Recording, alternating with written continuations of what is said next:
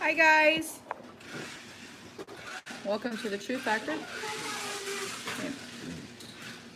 We got headlines to go over. I've got quite a bit to touch. Oops, sorry. Quite a bit to touch today.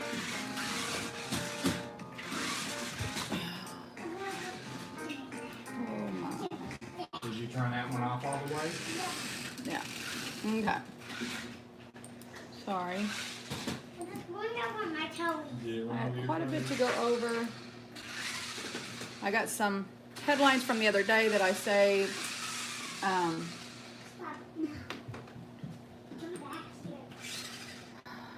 Hey Shannon, how are you? Hey JR. Hey Drain. I see you said something about somebody walked out in front of traffic in front of your house. That's horrible, Drain. That is really horrible. Hey, Angel in Dallas, how are you? Hello, Cody. Hi, Thomas and Sweet Jenna. I probably did not, but let me check it, Sweet Jenna. I can check it over here. Let's see.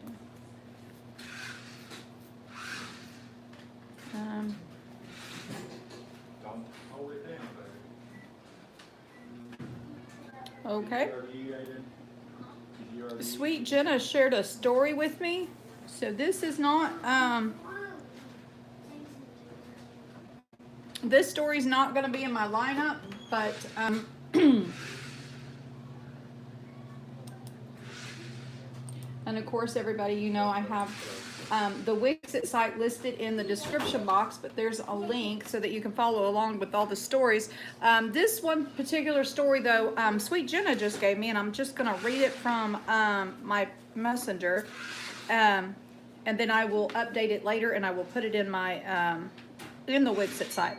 It says police are looking for two suspects in an armed robbery early Thursday that killed one man and wounded another at a Denny's in Manassas, Virginia. Around 2:30 a.m. Thursday, Prince William County Police said two armed men walked into the Denny's at 8201 Sudley Road and attempted to rob customers and employees. One suspect brandished a handgun and another suspect had a baton. They told restaurant employees and customers to get on the floor and they demanded their cell phones and wallets. The suspects are demanded money from the restaurant as the suspects were leaving the restaurant. They shot a 34-year-old man from Racksville who police said was being cooperative and sitting on the ground. The suspects then met another victim, Yasfa Osgur, who was walking into the restaurant. The 56-year-old father of two was working as a delivery driver for DoorDash and came to the restaurant to pick up an order. The suspect struck Osgar in the head with a baton and shot him before running off. Police said no money or property was taken from the restaurant. Everybody cooperated, no resistance. Nobody did anything but cooperate. They shot two people, Prince William County Police Chief Barry Barnard said that they were some 20 people in the restaurant. You ought to be able to eat at a restaurant comfortably and safely and not have people come and rob and then shoot people who are fully cooperating. It's just a callous, heinous act, Bernard said. Officers arrived and provided the victims with the first aid until medical personnel.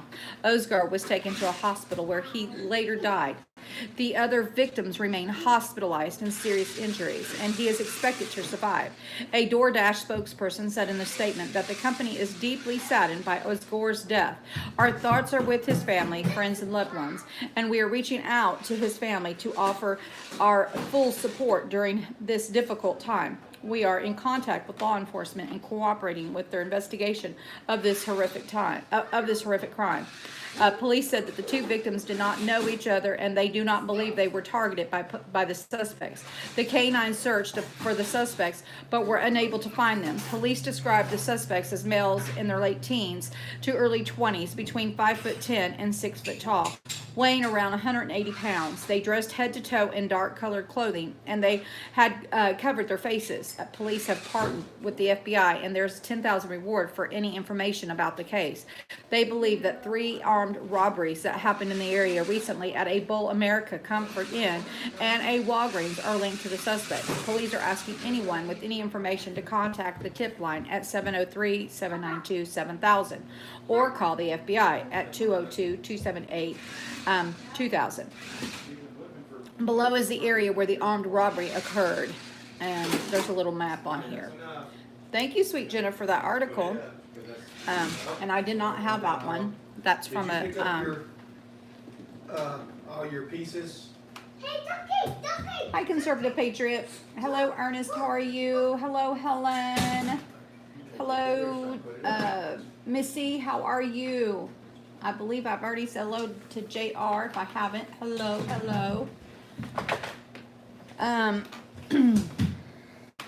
And since that started in, that was in Virginia, I would probably say, and I'm just, it's probably one of those fall French fry situations. Again, they're trying to push for this gun confiscation, all these new bills.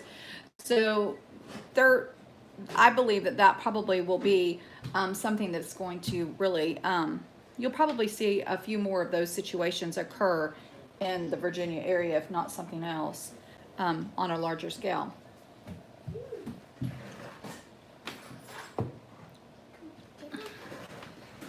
And we are going to go ahead and jump into the article from, I have 2 articles. One is an article from today, and it's from Fox News, and it says Walter Williams guns rights endangered in Virginia. Virginia Democratic Governor Ralph Northam will have much to apologize for if he signs into law a bill that attacks Virginia citizens' Second Amendment rights. The measure is a Senate Bill 16, which would ban assault firearms and certain firearm magazines. Since Democrats have seized control of Virginia's General Assembly in the last election, they are likely to push hard for strict gun control laws. Those laws will have 0 impact on Virginia's criminals and heavy impact on Virginia law-abiding citizens who own or intend to own automatic weapons for hunting or for their protection. As a friend once explained to me, I carry a gun because I can't carry a cop. I am proud of my fellow Virginians' response to the attack on the Second Amendment rights. Firearm owners in the state have joined with sheriffs to form Second Amendment sanctuary counties. That means local authorities will be required to protect Second Amendment rights in the face of any attempt by Virginia's General Assembly to abrogate those rights. 86 counties, over 90% in the Virginia Commonwealth, have adopted Second Amendment sanctuary resolutions. Spotsylvania County's Board of Supervisors voted unanimously to approve a resolution declaring that county police will not enforce state law gun laws that violate Second Amendment rights. However, Virginia Attorney, let's see, where did it go, George? However, Virginia Attorney General Mark Herring said such resolutions can't overturn state laws. It's my opinion that these resolutions have no legal effect, Herring said in a letter issued Friday. It is my further opinion that localities and local constitutional officers cannot nullify state laws and must comply with gun violence prevention measures that the General Assembly may enact. Page County Sheriff Chad Cubbage said, be it known that the Page Sheriff hereby declares Page County, Virginia as a Second Amendment sanctuary, and that the Page County Sheriff hereby declares its intent to oppose any infringement on the right of the law-abiding citizens to keep and bear arms. Culpeper County Sheriff Scott Jenkins made a vow during a Board of Supervisors meeting where the board unanimously agreed to declare the county a Second Amendment constitutional county to properly screen and deputize thousands of our law-abiding citizens to protect their constitutional right to own firearms. In an attempt to appease citizens' resistance, Northam suggested that there would be a ban on only the sales of semi-automatic rifles. He would allow gun owners to keep their current AR-15s and similar rifles as long as they register them. Otherwise, they must surrender the rifles. And who does he think he is that he will allow? That sentence there just irritated me, guys. Sorry. I'd urge Virginians not to fall for the registration trick. Knowing who owns what weapon is the first step to confiscation. Exactly. Northam further warned, if we have constitutional laws on the books and law enforcement officers are not enforcing those laws on the books, then they are going to be consequences. But I'll cross that bridge if and when we get to it. Some Democratic lawmakers on Capitol Hill say that the local police who do not enforce gun control laws should face prosecution and even threats of the use of the National Guard. Virginians must heed the word and capture the spirit of the two most distinguished citizens, Thomas Jefferson and James Madison, who wrote the Kentucky and Virginia resolutions. These resolutions refer to the federal government, but are just as applicable to the state governments in principle.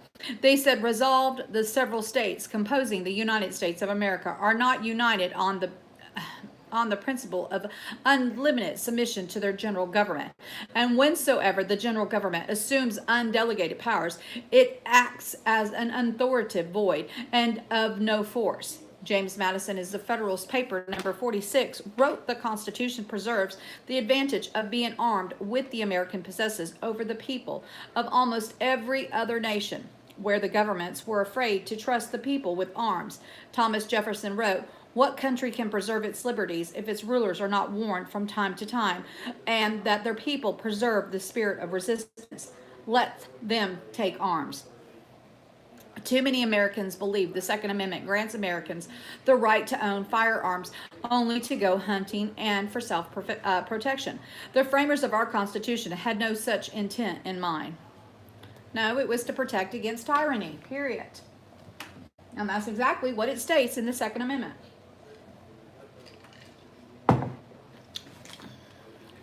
Here is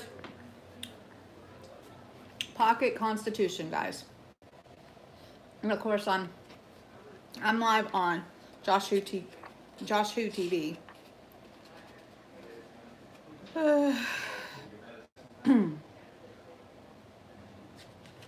And let's see.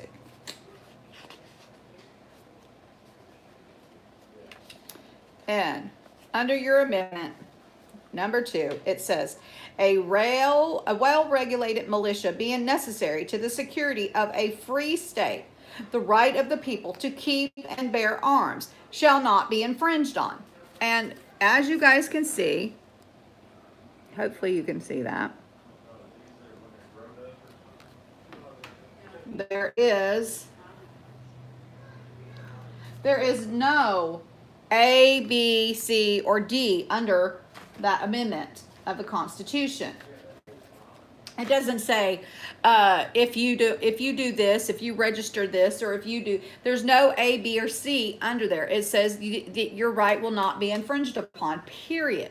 And the last time I checked, supposedly and I use that term loosely because I do believe, and I keep telling you guys this, that they have completely destroyed the Constitution, and pretty much that's what this whole fiasco, impeachment sham crap that has taken place in our Constitution, because Pelosi just showed the world that our president had no constitutional rights. There was no due process, no public trial, no right to defend himself. I mean, the list goes on. And we've covered this in past, but it's truly, truly sad, guys, to think that this is where we're at in our country, where what is supposed to be the supreme law of the land is totally ignored. Completely, utterly ignored. There is an article also. This here's a couple of days old, and this is one of many articles that have been put out about the gun confiscation. But this article here is about the Dave Hodges interview with Mike Adams. And it says, Virginia governor plans to use roadblocks and the UN troops to seize gun. Dave Hodges interview with Mike Adams, the full interview. And I encourage, I listened to the interview. It'll get your blood boiling, let me tell you. But again, this article is in the Wixit site. I want to say, I think it's actually the first article that's listed there on Wixit, and you can watch that video. It is in this article. But the article reads, a nefarious scheme is underway in Virginia to provoke shooting conflicts as a justification to invoke martial law, seize all firearms from private citizens, and maybe even call for the UN occupation of America. And that's all I'm going to read of this article, because that's what I really want to hit on right now. Because we don't give much thought to all of the things that can transpire from this. We kind of run on emotions and everything else, and we jump, and rightfully so. Now, I ask you, do you think that this is just a tactic to scare people into submission so that they won't stand up and fight because, we're gonna bring in the UN, this will be a reason for the UN to take control, or and then we will have the United States run by the running the state, or are they going to occupy more than just the Virginia? What do you think? Do you think that this is a scare tactic so that people will not stand up and fight? I kind of think that this is a scare tactic.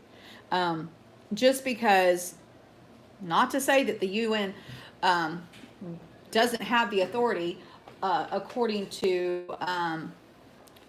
what Obama has signed into office, but ooh.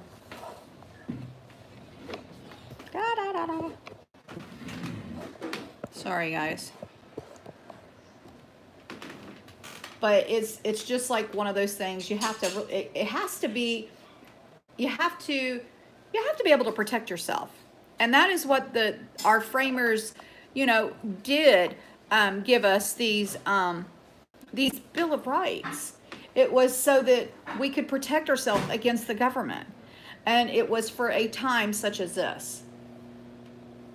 And anyway, I encourage you to go and check out that video. It's extremely informative. The gentleman is just out of this world. If you have not watched that video, or if you don't follow Dave Hodge, if you follow Dave Hodge, you've already seen it. But I really do believe maybe it's being thrown out there now so that for a scare tactic, in my opinion. Okay, so let's go on, guys. Let's see.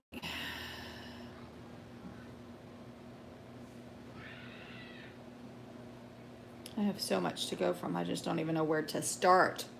I know I wanted to cover that. Let's start with all these power outages. Fox 5 San Diego reports that downtown power outage knocks out lights for 1,700 people. San Diego, a power outage knocked out the lights for 1,700 people in downtown San Diego and surrounding neighborhoods Thursday. The outage just after 10 a.m. was affecting an estimated 1,692 people in the neighborhood near downtown and Balboa Park, including Center City and Golden Hill. San Diego Gas and Electric was able to fully restore power by 1 p.m. The utility said it was not immediately clear what knocked out the power in the first place. Who knows? It's California, guys. According to KTLA 5, about 29,750 customers were without power throughout Southern California amid the post-holiday winter weather. As the elements continue to make their mark on the Southern California residents are dealing with the all too familiar aftermath of widespread power outages that come with significant wind, snow, and rain. Two of the largest providers of the power for Southern Cal residents are experiencing outages impacting almost 29,750 customers combined, according to Southern California Edison and the LADWP websites. Crew have been dispatched to the impacted areas, and there are no estimated times for when power will be restored at this time. Be sure to stay updated by visiting the Southern California Edison and LADWP's outage maps.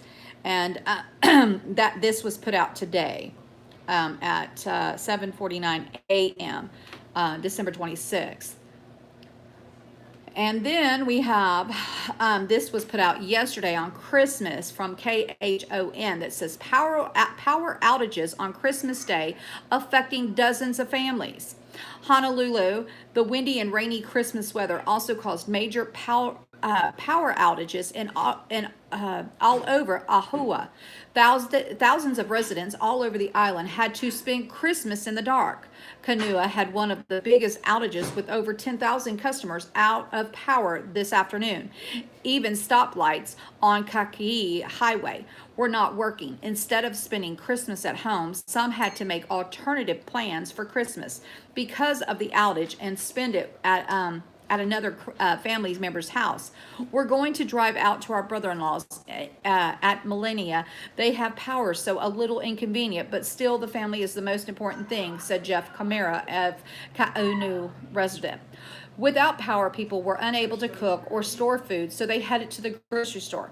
I'm going to buy food there because there's no electricity all over, so we'll just have a Christmas Day in Kanua, where some barbecue, said another resident, Tammy Wilcox. According to the Hawaiian Electric Company outage maps, some areas are not expecting to have power restored until 5:40 a.m. Thursday morning.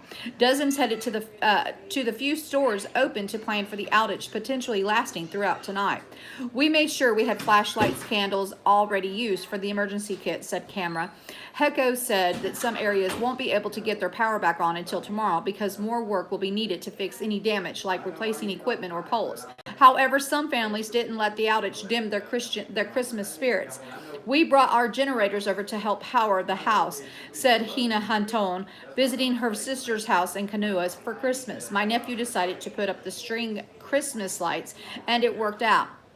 They were one of the lucky ones who had gotten their power restored before 7 p.m. on Wednesday. It doesn't matter if we have electricity. We just keep on going and having fun, said Antone.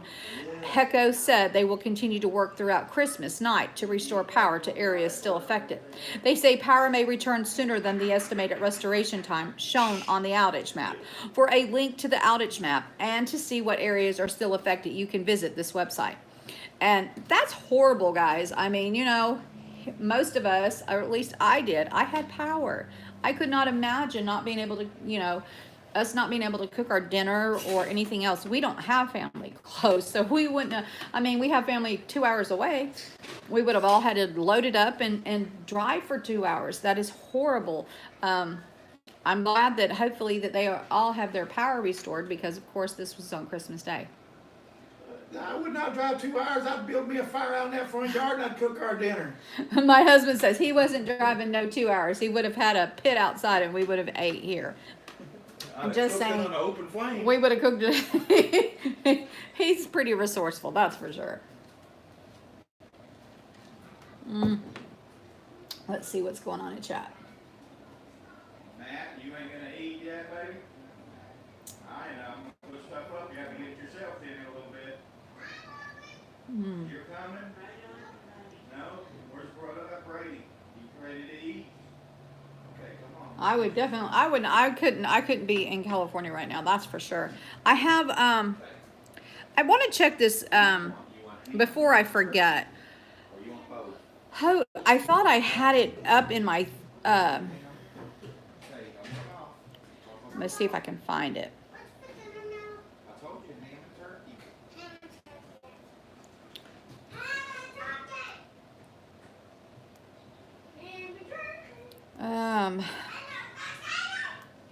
you want green beans? See if I can. Stuffing? All right, let me see if I can find it in Yeah, there. sweet potatoes? Or regular potatoes and gravy? These?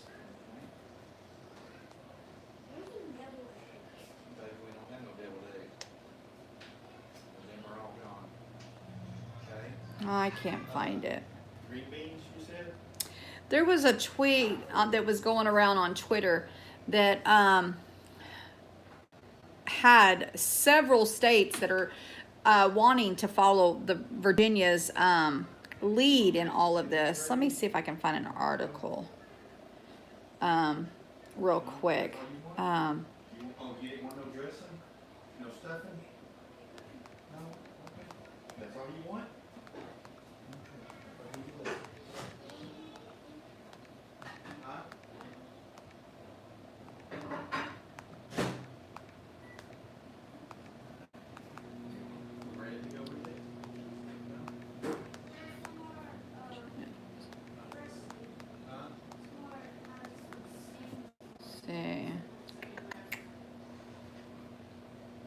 Nope, nope, nope, nope.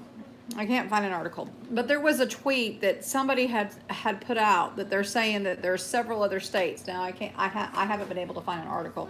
I looked for one when I saw the tweet because I like to verify these things. But if anyone has any kind of information that you would want to share, let me know. Either in chat or in the comments below this video, and I will try and find another link. But they're saying that there's several other states now that are wanting to follow in the footsteps of this Virginia bill. So I wanted to bring that up. Okay. ABC News Goes has this article about a UNC shooting victim, Riley Howell, honored with Star Wars character. Riley Howell, who was hailed a hero for sacrificing his life to protect others in a shooting at the University of North Carolina at Charlotte, has been honored with a Star Wars character that was named after him. Howell was killed on April 30th when a gunman opened fire inside of one of the school's buildings. He helped take the gunman off his feet, and in doing so, saved lives, police said at the time. Howell's legacy will carry on through the character Lee Howell, who is the Jedi Master and historian according to the Rise of the Skywalker Visual Dictionary, which was released on December 20th, the same day the latest film in the franchise came out. Now, I don't know if any of you heard, but I saw somewhere on, I don't know, an article that said that the box movies aren't doing so well once they hit the box offices in theater, and most of it is to do because people are not supporting these people that continue to diss on Trump. And that's what it all comes down to. In fact, this was one of the movies that was talked about that it didn't do so well. But I think that that this is pretty, it's a heartwarming story to find out that, Hollywood can do something good. Am I going to tell you rush and go see the movie? No, but I think that that's pretty cool. I just wanted to share that article, guys. Okay. So then we have this from the Chicago Tribune. It says there is a $1,000 reward offered for information about a shooting of a 7-year-old girl on Christmas morning on southwest side of Chicago. A $1,000 reward is being offered for information about the shooting of a 7-year-old girl as she watched television with her cousins early Christmas morning in the living room of a home on the southwest side of Chicago. The girl underwent surgery Wednesday evening and is recovering with her family by her side, according to Andrew Holmes, a community activist who spoke with the family and is offering the reward. They're a strong family and a praying family, he said. The girl may need more surgery, but doctors at Stronger Hospital are still evaluating her condition, which remains critical. As long as she can heal and get back, our job is to work with the community to get the individual off the streets before they get too comfortable with their weapon and hit somebody else, Holmes said. Every time you discharge a weapon, there is a body on the other side of that projectile. Earlier Thursday, the girl's family thanked the public for their outpouring of love and support. The girl was shot at just after 1:30 a.m. Wednesday in the 3500 block of South Washington Avenue in Brighton Park, according to the Chicago police. The gunfire came from outside the home and was aimed at a known gang member who was walking back from a gas station down the street, police said. A black sedan pulled up and a gunman got out of a rear passenger door yelling a gang slogan as he fired at least 8 shots. The 38-year-old target was hit in both legs and grazed in the head because, police said, he went on his own to St. Anthony Hospital and was listed in good condition. One of the bullets crashed through the front window of the home, tore through a couch, and hit the little girl in the right elbow, back, and chest, police said. As an emergency vehicles arrived at the scene, lights from police car and ambulance flashed alongside blinking Christmas decorations outside the 3 flat, according to a video taken by Network Video Productions and obtained by the Tribune. A paramedic emerged from the home carrying the girl in his arms to an ambulance. Speechless and wide-eyed, 2 men and women could be seen trailing closely behind. At least 6 creased note cards served as a makeshift evidence markers next to the shell casing strewn across 35th Place. A hand railing outside the home was decorated in silver, red, and green garland. Candy cane ornaments glowed on the lawn. The bullet left a hole through a window decorated with an image of a Christmas tree and Merry Christmas. The red brick home sits across the street from Burroughs Elementary School. Police said no one was in custody Thursday. The girl lives in a suburban Hanover Park, and she had been visiting relatives, according to the Holmes. In the moments before she was shot, she had been playing with 2 younger cousins in front of the couch in the living room, while her aunts and her uncles sat around the dining room table, eating and talking, Holmes said. It was the second time in nearly 2 months that a 7-year-old girl was hit by an errant bullet on the holiday. On Halloween, a girl was shot while trick-or-treating in the little village neighborhood. She was shot by gang members aiming at a rival. She has since returned to school. The latest shooting grabbed the attention of Mayor Lori Lightfoot, who expressed concern for the family and called on the public to come forward with any information. As we gather for the holiday, we renew our commitment to protect our children from harm, Lightfoot said on Twitter. To the family, CPD will do everything possible to bring the perpetrator to justice. As a city, you have our love and support. Holmes canvassed the neighborhood Christmas morning, searching for tips. I don't feel like doing Christmas today, he said. I want to help this family. The child's Christmas has turned into a disaster. Hopefully we can find the individual who discharged that weapon. That should be Christmas for them, Christmas for me. And that is so sad, guys. And what's even sadder is Chicago has one of the strictest gun laws in all of the nation. You know, but yet, as you can see, gun laws do not work. They just don't. The criminals, those that want to cause ill will towards their, towards individuals, they're going to do it no matter what. These perps are sick individuals, and to disarm people because, oh, you're concerned about, you need to worry about fixing the systems, about giving strict consequences for these individuals when they do things like that, instead of just a slap on the wrist. It's disgusting. YKYT.com, it says there's an investigation underway after a officer involved shooting in Louisville. Few details have been released following a shooting involving an LMPD officer Thursday afternoon. One person was shot in the incident. No word at this time on the condition of the person. Police also haven't released the role that the LMPD officer may have played in the incident. WKYT is following this story and will update with additional information as new details become available. And that came out this afternoon, and there hasn't been any updates to my knowledge, guys.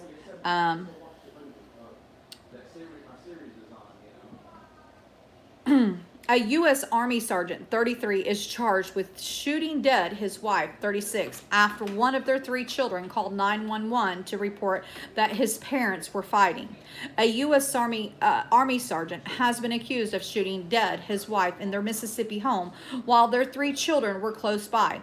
Percy Harris, 33, was charged with murdering his 36-year-old wife, Shauna Harris, in Oak Grove, just outside Hattiesburg on Sunday night. Police were called to the home at 10:45 after one of the children called 911 to report that the couple were arguing. The boy met with deputies outside the home and said that he heard a gunshot while he was waiting for them to arrive, the Hattiesburg American reports. Police searched the home and found Shauna's body inside. She is believed to have died from a gunshot wound, according to authorities. Her husband was arrested and charged. Harris is being held without bail at a county jail. The couple's 3 children were inside the home when the shooting occurred, but were unharmed. It was not immediately clear who currently has custody of the children. Harris is a supply sergeant in the U.S. Army. His wife had worked at a spa and a salon in the nearby area.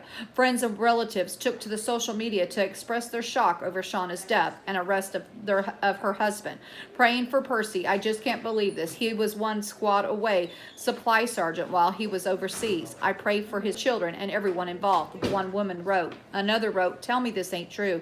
He was one of the most genuine people I've served with. No way he could do something like this. And that is just so sad, guys. So very sad. This here comes from the dailymail.uk. 4 family members are found dead inside a New Mexico home in a Christmas Day shooting. 4 people have been found dead inside a New Mexico home following a Christmas Day shooting.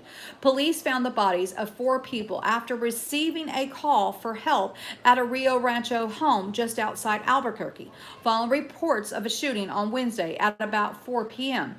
Authorities said all 4 victims appear to have died from gunshot wounds. Police have not released any information about the victims or the circumstances surrounding their deaths.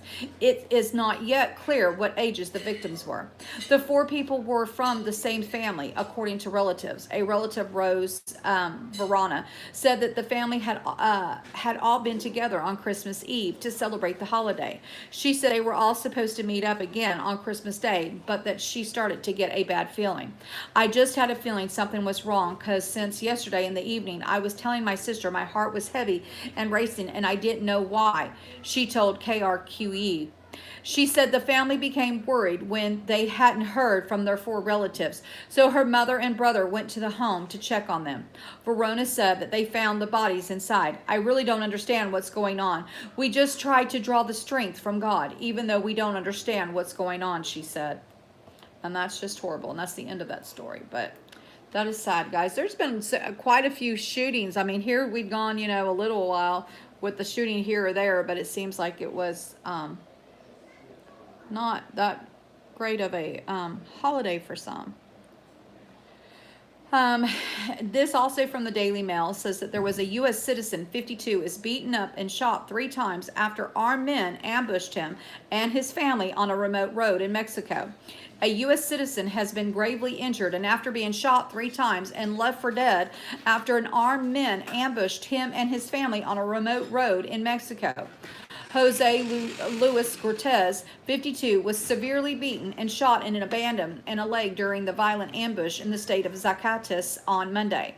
Cortez, who lives in Chicago, where he works as a landscaper, was en route to a nearby state of Jalisco to spend Christmas with relatives. He was driving with a 19-year-old daughter, Sophia, and an 81-year-old father, Jose D. Jesus Cortez, when they attacked by about 5 or 6 men in an SUV. His family says Cortez was driving slowly because he was getting tired when the SUV with the group of assailants cut them off and cornered them. They opened the doors and started hitting Cortez's daughter and father. He was attacked when he tried to protect his family. The assailants dragged him from the car and drove off from him in their SUV, abandoning his daughter and father. Cortez was then shot and beaten before being left for dead on a remote road. All of their possessions, including the Americans' passports, were stolen in the ambush. Mexican authorities later found Cortez in the middle of the road. He was airlifted to a nearby hospital for treatment and remains there under police protection. They fear that whoever shot him will want to finish the job, his wife, Alander Gomez Cortez, told the Chicago Daily Herald. Cortez's wife did not travel to Mexico and still at their home in Chicago with their 2 adult children. I wanted to travel to see him, but the Mexican authorities said that wasn't a good idea, that they would have had one more problem in taking care of me, she said. This is a very difficult. Cortez's daughter and father didn't suffer any serious injuries in the ambush. My daughter had a nervous shock. She got really scared. And my father-in-law is older, Al Jazeera said. I am worried about the 3 of them. His family were working with the authorities to get Cortez back to the U.S. as soon as he is able to travel. I am sad and my kids are also sad. I hope this gets resolved and we find the best way to bring him here, she said. It's something very painful, especially at this time. And that is just horrible, guys. And especially that they're telling her that she can't come and see him. I would not want to be in that situation where your husband and one of your other children are in a nearby country and you can't do anything to help them or get to them and you have to wait, and it just would not be a good thing at all. This here also from the Daily Mail, it says that there was a body of a missing autistic 5-year-old boy found in an icy pond after he disappeared outside a Michigan home on Christmas Day. The body of a 5-year-old autistic boy was found in an icy pond after he went missing outside his home on Christmas Day. Michigan State Police announced that they located Bo Brennan Belson under the ice in a pond near his grandmother's house, near where he went missing. Belson was last seen in the front yard of the Six Lakes home with his family members around 2:30 on Wednesday. They didn't realize the young boy had disappeared until they decided to go back inside the residence. Belson's family attempted to locate him around North Holland and Fleck Roads area to no avail, prompting them to call the Michigan State Police. Michigan State troopers as well as aviation units and canines arrived at the scene to continue the search for Belson, while a sonar unit was used to scan nearby bodies of water. Authorities revealed in a press release that Belson was autistic, but it is able to communicate. Wood TV reports that hundreds of people arrived at the Belvedere fire station to volunteer in the search of Belson. MSP Lieutenant David Cope said yesterday evening the support from the community was overwhelming. As far as volunteers showing up, I was told that there was nearly 1,000 volunteers here last night to assist with the search. Details surrounding the incident are still under investigation and has not been released to the public. And that is all. And that is just horrible. Not a way you hope that it would have turned out, by no means. Very sad, guys. Very, very sad. And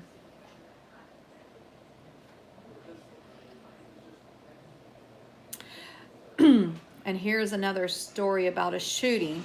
This also from the Daily Mail.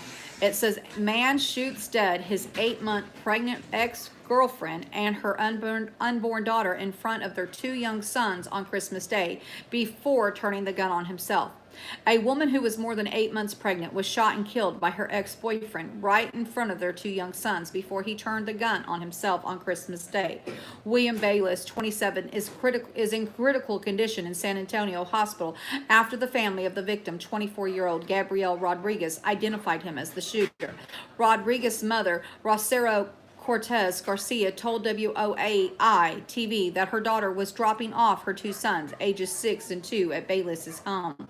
Garcia said that even though her daughter had broken up with Bayless a year ago to escape an abusive relationship, she was determined to continue to co-parent their 2 young sons. I'm going to be honest, it was a very tumultuous relationship, Garcia said. Well, there's some pictures here, guys, so if you go and check out the article on the Wexit side. Gabby tried many times to get away from William, but she wanted to co-parent with him for the boy's sake. Surveillance video shows the final moments of Rodriguez's life. She is seen carrying her 2 boys' old son in her arms and walking toward her ex-boyfriend's home in the Candle Park section of San Antonio, while her current boyfriend, Gene Garza, who is the father of the unborn child, awaits in the car. Moments later, Rodriguez is shot dead. I pray for his mom and his family as well. I don't want to be negative, and I'm just going to ask God to carry me through this, Garcia said. Rodriguez had just completed her certification to become a licensed beautician, according to her mother. And technically it's licensed cosmetologist because they don't have, she might have been a beautician, but it's cosmetologist. Anyway, Garcia said her daughter was looking forward to starting a new career with a new family. My daughter was very loving mother, a beautiful daughter, funny, courageous, and she was just a go-getter, she said. The bereaved mother added, we were together Christmas Eve. We were going to have a baby shower for her this coming weekend. Now I'm preparing to bury my daughter and take care of her 2 little boys. Garcia said that the 2 boys witnessed what happened to their mother. She said they will be receiving counseling. Well, I pray that they will be receiving. This is horrible, guys. Horrible, horrible. Rodriguez's aunt, Laura Salinas, started a fundraising campaign on Facebook asking the public for donations to help offset the cost of the funeral. As of Thursday, the campaign had raised $8,600, the goal of the fundraiser effort to $20,000. It is with a heavy heart that I am writing this, Salinas wrote on the page. My niece, Gabrielle Rodriguez, has passed away. She was murdered on December 25th, 2019. She was 33 weeks pregnant with her daughter, Amelia. Gabby was taken by senseless act of violence. Gabby was 24 years old. She had a full life ahead of her. She was tanning and became an esthetician and had dreams of owning her own salon. Gabby was living life to the fullest and was extremely excited about becoming a mother to a baby girl and having a wonderful life with Gian. My beautiful, intelligent niece was fun, loving, caring, and my goodness, she was funny. She got scared at every little thing and would be really dramatic about it. We would just laugh. My sister Raziro, her mother, and her best friend. She was a wonderful big sister to Carlos and JD. Garcia updated his profile picture on Facebook. It shows him posing with Rodriguez and her two young boys. Forever in our hearts, love is strong, and then hate, he wrote in another social media post. Garza asked the public to donate to the crowdfunding effort.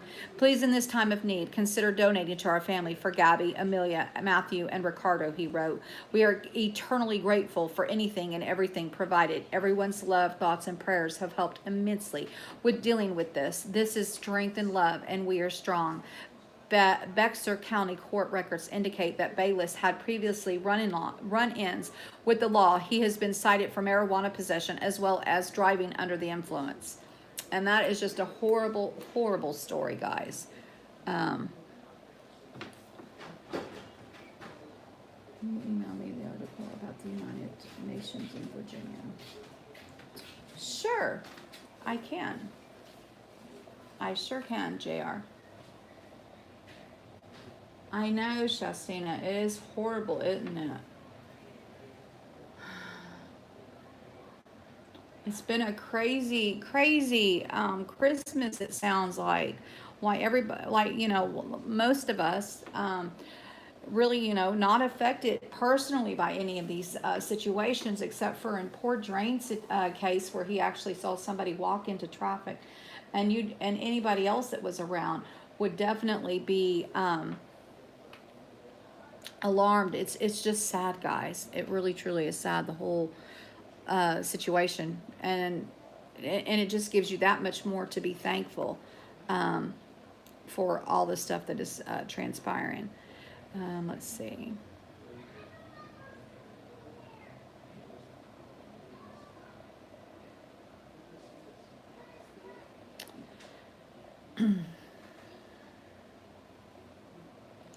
And then here is another article that says Christmas Day shooting investigation near where a man found shot 5 times yesterday. Nashville, Tennessee. Metro Nashville police were called to North Nashville for a shooting on Christmas Day near where they responded yesterday for a gunshot victim. A 13-year-old boy is injured after being shot in the back while walking back from the market at Mormon's Arm and Whites Creek Pike at around 11:30 a.m. on Wednesday, according to the Metro Nashville Police Department. The victim went to Vanderbilt University Medical Center with non-life-threatening injuries. The gunman opened fire from a silver vehicle, says police who are working to figure out a motive. No one else was injured. This shooting is just a few tenths of a mile away from where a man was found shot 5 times on Crouch Drive on Christmas Eve. It's not known if this is related to yesterday's shooting. And that's horrible that a 13-year-old was shot coming back from a store. It's just crazy, guys. And then this is that story that they were talking about. Metro Police, 1 victim in a critical condition after a shooting in Antioch. A shooting victim is in critical condition after an incident in Antioch on Monday afternoon. Police initially received shots fired call to a Publix at 3:23 p.m. and a shooting call on Pine Orchard Place. 3 minutes later, a Metro Police representative confirmed to Fox 17 News that the officer were informed by several witnesses at the Publix that a fight broke out between several people, which led to shots fired. 2 cars involved fled the area shortly after someone called police, claiming a person was shot at off of the Summer Crest Drive. The victim was located by police and transported by EMS to the hospital with critical injuries. The 2 suspects' vehicles were described as a white sedan and a black sedan. The investigation is ongoing. Now, JR, I just thought about this. I should still have your email address in my phone, in my thing. If you don't want to wait, that article I do believe is for the Virginia thing is under U.S. News and Headlines. I believe it's the very first article in the website. So if you go and you click on U.S. News and Politics, it should be the very first article in there. But I will email it to you if you want me to, JR. I just have to see if I still have your email. I might have deleted it, but if I don't, I will let you know. Hello, Boho. How are you, honey? Anyway, so it's all these shootings. I mean, this is just senseless, guys. All these shootings is just so very sad.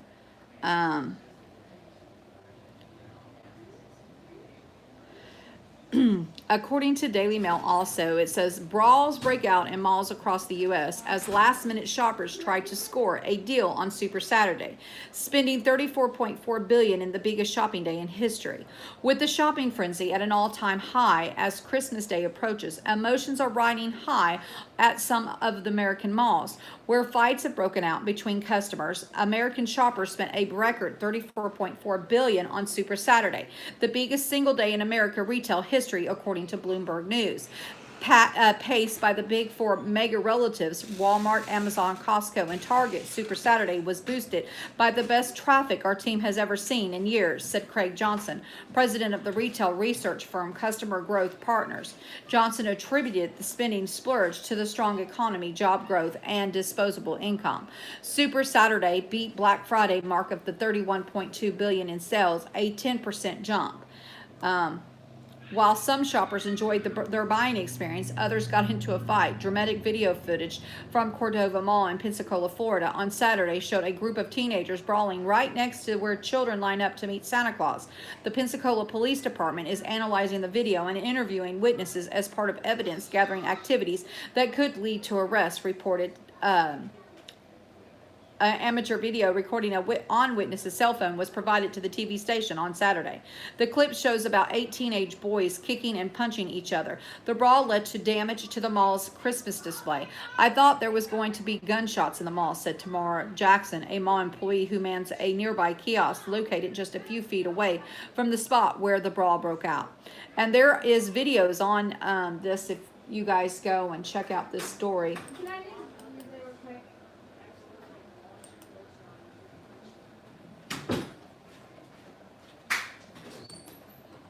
Okay. All right. Let me. I'm writing down your email, so hold on just a second. Super busy. Just in case I don't have it. Sorry, guys.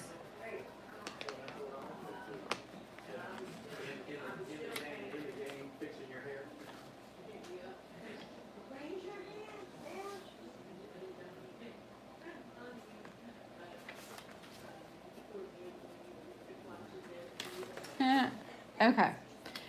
While there was no gunshots fired, Jackson said shoppers were gripped with fear. I saw people praying under the kiosk because they were scared. Jackson said mall security called the police, but the teens were gone before the cops arrived. They all just ran. Isaiah King, Jackson co-worker, said. It was right in the center of the mall, so there were 4 exits, so they just all dipped. Video that went viral on social media shows a group of teens fighting at the Castle Mall in Indianapolis on Sunday. The video shows a security guard and 2 police officers trying to separate 2 teens involved in a fight outside a Macy's department store. It's not known what caused that fight. There are no indications that an arrest was made. On Monday, a gunshot was heard inside of Mobile, Alabama, after a police officer tried to detain a man for shoplifting, according to the Atlanta Journal-Constitution. Police are searching for Jeremiah Cecil Johnson, 28, who is being detained by police for allegedly shoplifting at the shops at Bel Air Mall. The officer confronted Johnson, who said to be armed inside a Dillard's department store. As Johnson was detained, a gun fell to the floor and discharged a single shot. It is alleged Johnson then escaped from the arresting officer and fled the scene. Meanwhile, police shot and killed a gunman on Monday outside a busy Phoenix mall, filed with Christmas shoppers after he wounded 2 people during an attempted carjacking, authorities said. The incident began when the attacker held a woman at gunpoint outside Desert Sky Mall and demanded demanded she drive him someplace. A bystander who heard her screams tried to help and was shot as she escaped, police spokesperson Mercedes 410 said. A stray bullet hit a woman in another car. Police say the gunman used a stolen car to hit a patrol vehicle and refused to stop. He was shot and died at the scene. A 56-year-old woman and man in the 50s were transported to a hospital with gunshot wounds, a fire official said. Both were expected to recover. No officers or firefighters were injured. The investigation is ongoing. No further details were released. Allison, on Monday, police were called to the Mills at Jersey Garden Mall in Elizabeth, New Jersey, after false reports of gunshots fired sparked a massive panic. Police said the incident was reported at around 2 p.m. on Monday. Initial claims of shots fired proved to be false. And it was good that they were false, but that people making claims like that is just ridiculous. On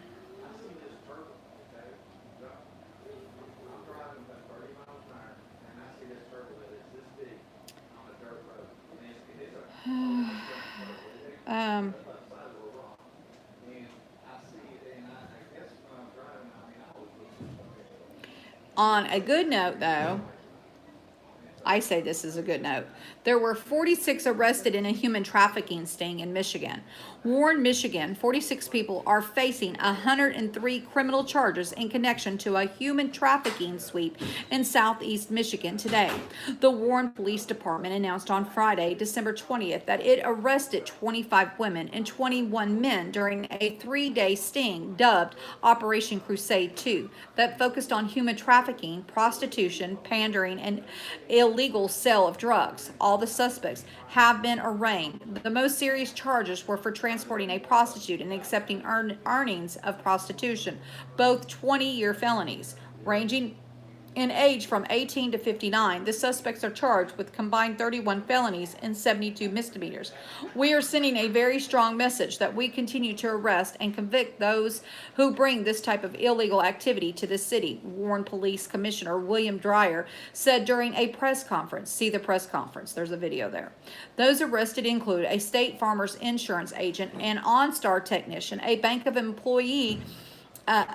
America employee, a student from East Lansing, a builder, and an iron worker, Dreyer said. Among the suspects are residents of Mastique, East Lansing, Macomb, Troy, Royal Oak, Grosse Pointe, Sterling Heights, Garden City, and Clarkston. Professionals, you've got to get your life in order, guys. This is not good when you have that many professional people getting in trouble. The prostitutes, none of whom have so far been identified as human trafficking victims, range in age from 18 to 20 years old. He said there were no underage victims identified during this operation. Here are the charges. 7 charges of transporting a prostitute, 20-year felony. 1 charge of accepting the earnings of a prostitution, 20-year felony. 6 charges of house of prostitution, 5-year felony. 6 charges of possession of a controlled substance, 4-year felony. 20 charges of prostitution, 1-year misdemeanor. 34 charges of using a computer in a crime, 1-year misdemeanor. 14 charges of soliciting for prostitution, a 93-day misdemeanor. An unspecified number of charges of possession of narcotic equipment, 90-day misdemeanor. The suspects allegedly advertised online in apps and would move between hotels and motels in the Warren area, police said. Some hotel and motel operators cooperated with the investigation and provided tips to the police. Operation Crusade 2 was the second phase of the ongoing enforcement effort. Dwyer said in May, the first phase netted 35 arrests and 75 criminal charges. It sends a strong message to would-be criminals, said Warren Mayor Jim Fouts. Well, I hope it does. I truly hope it does. Okay.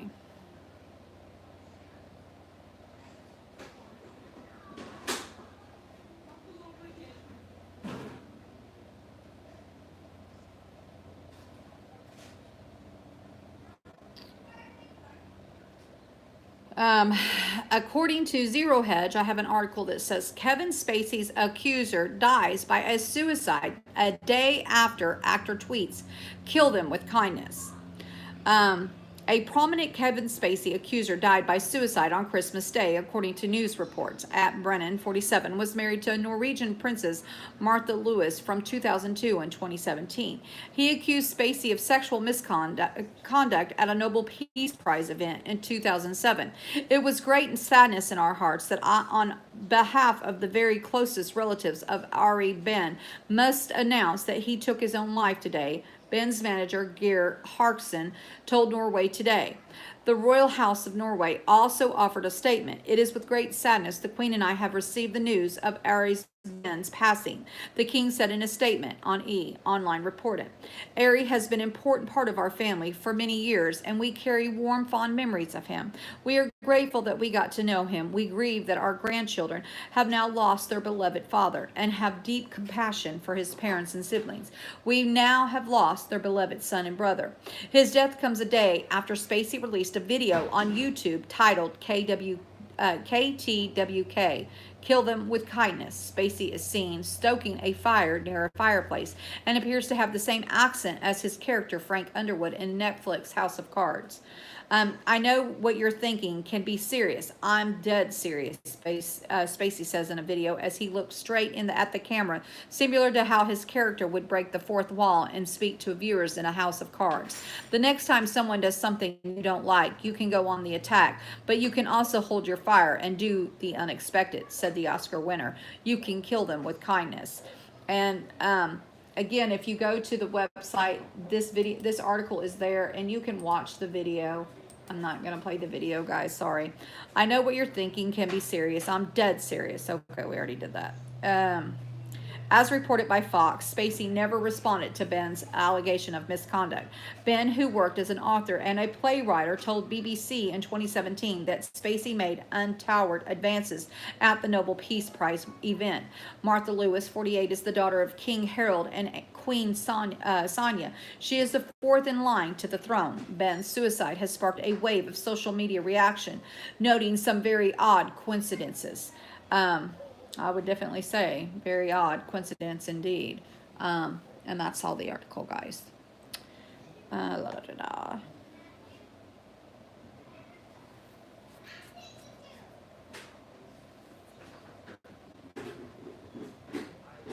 Okay. Then we have an article from Daily Mail that says, full steam ahead. Yellowstone Steamboat Geyser shatters previous record by erupting 47 times in 2019, 15 times more than last year. The tallest active geyser in the world has just set another record. The Steamboat Geyser in the Yellowstone National Park, Wyoming, erupted 47 times this year compared to 32 times in 2018. Scientists speculate that the eruption are related to heavy snows in Yellowstone, which created more groundwater to feed the geyser and hot springs. Steamboat has accolades as the world's largest geyser, but is somewhat overshadowed by the fame and popularity of Old Faithful in the national park. Aaron White, Yellowstone's national park hydrologist, told NPR in 1960 there was another period where there were more than 20 eruptions per year. Prior to that, there were dormant periods of more than 50 years. Steamboat, which can shoot water from 300 feet into the air, broke a record in August when it erupted for the 33rd time. And just when experts thought it could not get any better, the geyser shot off 14 more times, bringing the total number of eruptions this year to 47, according to the U.S. Geological Survey. Prior to the year's record, the giant geyser had laid dormant, which is why scientists are baffled by the recent numerous bursts of hot water and steam.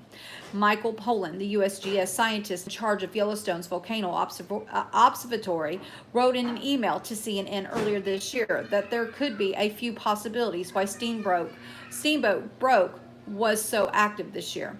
One reason could be the previous year of heavy snow in Yellowstone created more groundwater to feed geysers and hot springs. Pollan told CNN that the Steamboat Geyser is starting to erupt more frequently, just as spring snowmelt is at its peaks. In 1969, Steamboat went off 29 times. Once it stood quiet and silent for 50 years, lying dormant between 1911 and 1961. It can be months or years between blasts, making its eruptions highly anticipated. Old Faithful, on the other hand, erupts predictably 91 minutes after a blast longer than 2.5 minute blast. or 65 minutes after a blast shorter than 2.5 minutes, and has been called the most predictable geographical feature on the Earth. So why are two geysers in the same park so different? Scientists conducting studies with remote sensing instruments that monitor underground activity still aren't sure what motivates steamboats' eruptions. Most geysers are non-predictable, Shaw Hertz told Life Science. Those that are predictable, like Old Faithful, are quite rare. Geologists believe that geysers like Old Faithful have narrow conduit that leads from underground cavern. Before it erupts, water and steam gather in the cavern, and when the pressure becomes too great, steam shoots water through the conduit and out into the air. Park geologist Hank Hessler, excuse me. Oh, goodness sakes, sir, excuse me, guys, said that Yellowstone's geysers are fed by an underground plumbing network where the park's volcano heats the water and forces it to the surface. So far, however, the force that decides that it's showtime for the steamboat has eluded geologists. They've tried to link the steamboat eruptions to an external force such as earthquakes, but no link has been evident. And there's a little bit of information about could eruption at the Yellowstone supervolcano be prevented? So they're talking about seeing if they can prevent it, but I don't think that it can be prevented. Anyway, so there is that lovely article.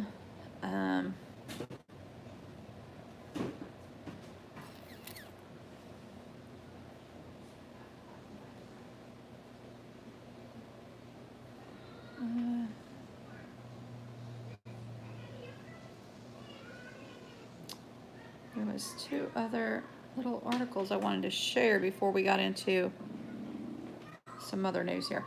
Okay, this here article comes from Sputnik News. It's along the lines of science, I guess you could say. Enigmatic rupture in the Earth's magnetic field caused a new type of aurora, NASA scientists reveal. And again, this is from Sputnik News, guys. The colorful lights adoring the skies of the North and South Poles have always been thought as being the result of solar particles sneaking through the magnetic field of our planet and colliding with gases in the atmosphere. However, the aurora borealis spotted 3 years ago over the Arctic was caused by something else. NASA intern Jennifer Briggs, studying physics at the Pepperdine University, has discovered a new type of polar lights, or auroras, that was caused solely by a crunch in the Earth's magnetic field. The physicists noticed an anomaly when studying footage filmed from an island in Norway 3 years ago. And satellite data with the help of NASA scientists, the Business Insider reports. This aurora borealis did not have energized particles from the sun dancing, colliding with atmospheric gases, thereby producing the magic-looking lights, like other phenomena of the kind. When it was spotted, the sun was not showing any heightened activity, for example, eruptions. This made them conclude that the lights were caused by mysterious compression of the Earth's magnetic field, shrinking suddenly and rapidly. The really fascinating thing is nothing came from the sun to smash into it, Briggs noted. What prompted the massive but localized compression, which looked like something punched the magnetic field, is unclear. The edge of the bubble rushed towards the Earth by about 25,000 kilometers, taking just 1 minute and 45 seconds. The researchers suggest that there might have been an unprecedented storm in the area where the solar particles sneaked through our protective bubble and the magnetosphere. What caused the storm is not known. This motion is something that we've been never seen before. This eastward and then westward and then spiraling motion is not something that we've ever seen, not something we currently understand, Briggs said. So obviously there's no known reason for it, but we're going to talk about it. But it was a cool story anyway, along with the other news of Yellowstone. Indeed, Helen, most definitely. Sputnik News says that why is an asteroid the size of the Empire State Building heading towards Earth so feared? In 2010, a team from Universidad de Valladolid co-led by Maria Eugenia Sanseturos, warned about the threat that the asteroid 101955 Bennu possesses to our planet. And since the asteroid has remained closely monitored by scientists, enthusiasts on the YouTube channel Destiny recently explained why the notorious asteroid 1999 RQ-36, also known as 101955 Bennu, is honored in the ancient Egyptian mythological bird associated with the sun. Creation and rebirth is being so closely monitored and widely feared. The rock is currently listed by NASA's Sentry Earth Impact Monitoring System as having the second highest cumulative rating on the Palmetto Technical Impact Hazard Scale, concluding that it could potentially hit the Earth in the last quarter of the 22nd century. If Bennu enters the keyhole between the Earth and the Moon, it's possible its orbit could shift so it would likely hit the Earth. The observers on the YouTube channel Destiny explain. The rock, which is 490 meters in diameter, approximately the height of the Empire State Building in New York, and weighs 60 million tons, orbits the sun every 1.2 years and makes a close approach to our planet every 6, hurtling through space with an average orbital speed of approximately 100,000 kph. The asteroid's distance from Earth varies during each of these approaches. 10 years ago, researchers from Spain's Underside de Valladolid, co-headed by Maria Eugenia Sestero, warned that it could hit our planet by the last quarter of the 22nd century, which an impact probability of 0.0092 and approximately 1 in 1,000 chance, which is quite significant in space terms. Although now the estimates have slightly decreased, NASA argues that the impact probably of 101955 Bennu hitting our planet in 2196 remains 0.000094, but a collision could already happen in 2175 or onwards. A potential impact of 101955 Bennu with the Earth would release energy equivalent to approximately 1,200 megatons of TNT, while the most powerful nuclear weapons so far yielded only 55 megatons. In order to minimize the risk of NASA sent to the OSOI IRIS-REx spacecraft to study the rock in 2016. Based on the data recorded by the expedition, which will be sent back to Earth by 2023, experts plan to develop a protective program against the asteroid. Bennu was discovered in 1999 and is believed by NASA to be more than 4.5 billion years old. And we're learning more and more about things that are in our solar system that are actually relevant to us, I do believe. Let's see, guys, so much to cover.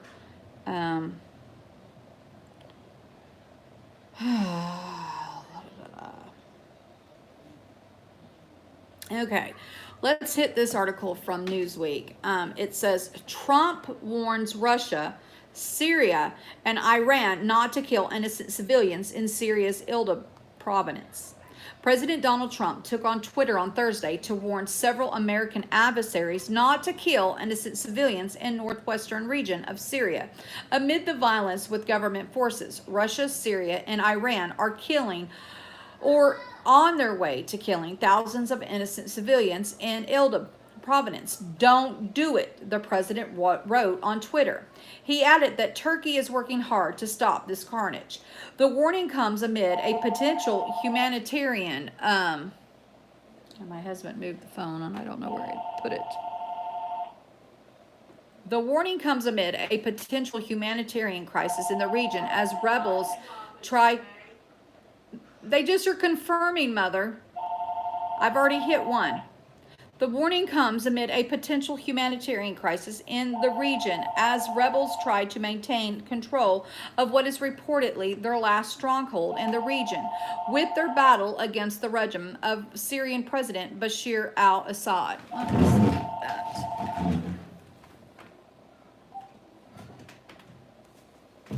Sorry, guys. Hello?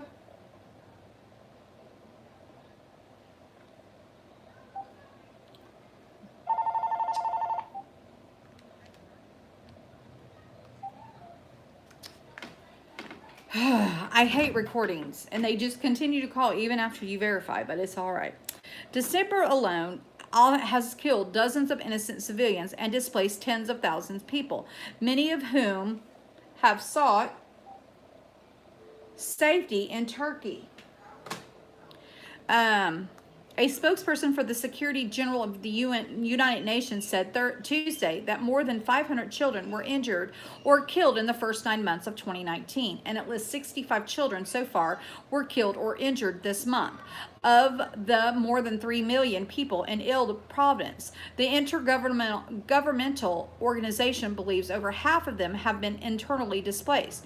Trump's message the day after Christmas was not the first time he's warned Russia, Syria, and Iran to leave innocent civilians out of the bloody Syrian civil war that's raged for years. In June, amid reported government airstrikes that took the lives of civilians, Trump announced that the world is watching this butchery. Hearing word that Russia, Syria, and to a lesser extent Iran are bombing the hell out of Idlib province in Syria and indiscriminately killing many innocent civilians. The president tweeted at the time, "The world is watching this butchery. What is the purpose? What will you get? What will it get you to stop?" And I just don't know how many times, all these warnings, and tell your mom I said hi. Oh, well, thank you, Drain. I sure will. Drain says you're beautiful, Mama. Thank you. Okay. I don't know if she heard me or not, but okay. So Haaretz has this article. We're going to go ahead and hit this as well. 60,000 Israelis get flu vaccines in a day, triple rate of previous day. Vaccine shortages reported at some clinics amid the upsurge in shots after a four die of flu complications in past week. More widespread shortages may be felt in coming days. Some 60,000 Israelis flocked to their HMOs to get the flu vaccine on Wednesday, more than triple the number who got vaccinated the previous day. The upsurge followed a media report of 10 deaths and numerous cases of serious illnesses caused by the winter's flu virus and its complications. Maccabee HMO has already ordered more vaccines, and other HMOs are ready to do it if necessary. On Thursday, the HMOs had 200,000 to 250,000 vaccines left. Though the shortages have been reported in individual clinics, at this rate, more widespread shortages may be felt in the next few days before new vaccine supplies arrive. If that happens, the HMOs may give priority to people in high-risk groups, namely those aged 65 and up, infants, toddlers, and pregnant women. The Khaled HMO, who has administered vaccines to some 30,000 people on Thursday and 930,000 since the beginning of winter, has a stock of about 100,000 vaccines. This HMO is the largest in Israel and has 4.5 million members. The Maccabee HMO vaccinated 18,000 people on Wednesday compared to just 2,200 on an average winter day. The upsurge in people requesting the vaccine continued on Thursday morning, with 12,000 getting vaccinated in 4 hours in Maccabee clinics. This HMO has already ordered 45,000 more vaccines to be distributed in its clinics on Friday. The Minute HMO immunized some 8,700 people on Wednesday and has 45,000 vaccines left. The Lumet HMO vaccinated some 3,200 people and some more 35,000 vaccines left. 10 people have died from the flu complication this winter, 4 of them in the past week. On Thursday, an 18-month-old toddler died due to the flu complications, and earlier this week, 3 other people died, including a 19-year-old man and a 14-year-old girl. The number of deaths from flu complications is high this year, especially given that it is early in the season, with the peak expected to end at the end of January. Health professionals say the particularly brutal flu season this year is due to several factors, including the low vaccination rate in November and December and the severity of the particular flu strain. But experts note that vaccine is effective against the strands. The flu virus is cunning and changes every year, says Dr. Erez Cameron of Minute HMO's Central District.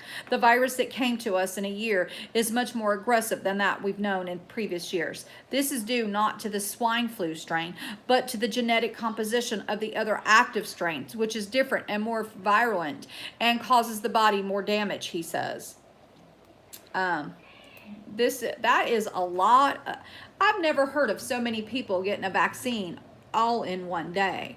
I mean, that is just crazy. Crazy, I tell you. I have more Israel news, though. This here says that there's an exit poll that has Netanyahu winning the liquid leadership race with over 70% of the vote. An unofficial exit poll is forecasting Prime Minister Benjamin Netanyahu won today the liquid leadership primary against MK Gideon Sahar with 71.52% of the vote. Direct polls say that Sahar finished with 28.48% of the vote. His backers said beforehand that the finishing with over 30% would be an achievement in light of the sky-high support in Luke for Netanyahu. Anyway, so that's good news, I guess, for Netanyahu. He will be on the ticket coming soon.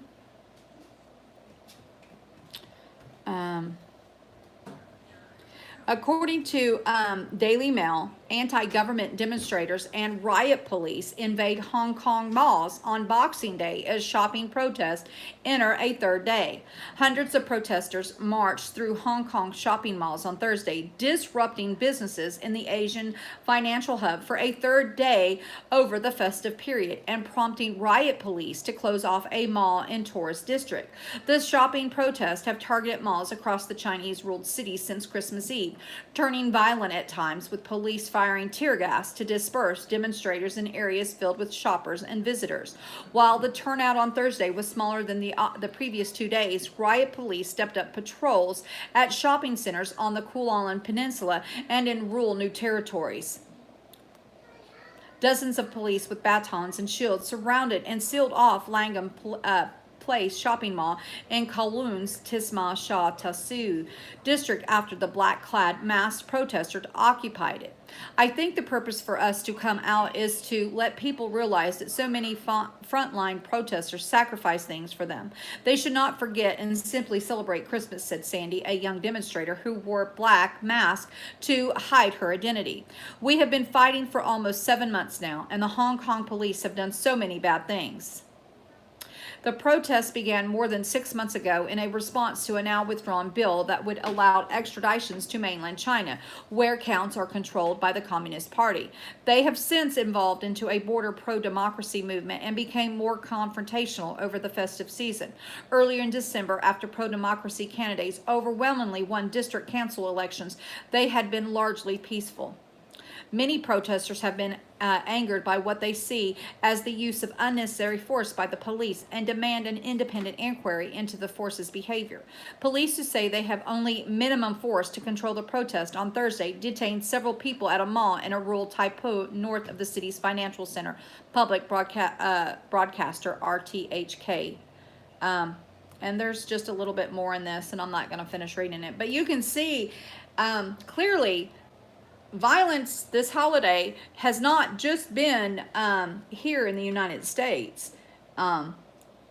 Evil is in the, I mean, we are definitely in a war, a spiritual war, guys. And I think that just, you know, kind of highlights just how grand it is.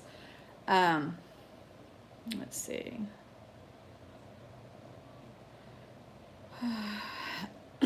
Islamic State terrorists kill 11 Christian hostages on Christmas Day to avenge for the deaths of their leaders in Iraq and Syria. 11 Christian hostages were killed by Islamic State terrorists in Nigeria on Christmas Day, it has been reported. The Islamic State Western African province claimed they killed the captives to avenge for their killing of their leaders Abu Barak al-Baghdadi and Abu Hassan al-Majir in Iraq and Syria. A video released on Wednesday showed 13 hostages, 10 believed to be Christians and 3 Muslim, claimed they spared the lives of 2 of the Muslims. local media reported. The deaths came after an earlier video saw the hostages plead with the Christian Association of Nigeria to negotiate their release. In a statement, the ISWAP said, "We killed them as revenge for the killings of our leaders, including Abu Barak al-Baghdadi and Abu Hussein al-Majir in Iraq and Syria." The United Nations Secretary General Antonio Guterres offered his condolences, with his spokesman Stephen Dujarric saying in a statement, "The Secretary General is deeply concerned about reports that civilians have been executed and others abducted by armed group in northern Borno State, northeastern Nigeria. He has expressed his deepest condolences to the families of the victims and reiterates the solidarity of the United Nations with the people of the government of Nigeria." Jihadist Boko Haram and his ICE-affiliated Islamic State West Africa Province faction have recently stepped up attacks on military and civilian targets in Nigeria. Boko Haram killed 7 people on Christmas Eve in a raid on a Christian village near the town of Chibok in northeast Nigeria's Borno State.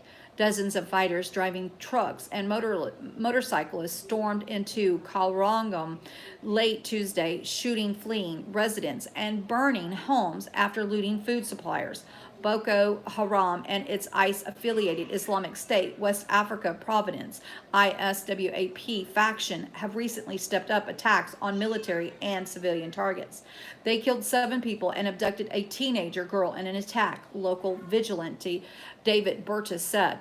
They took away food stuff and burnt many houses before leaving, he said, adding that a church was also burnt.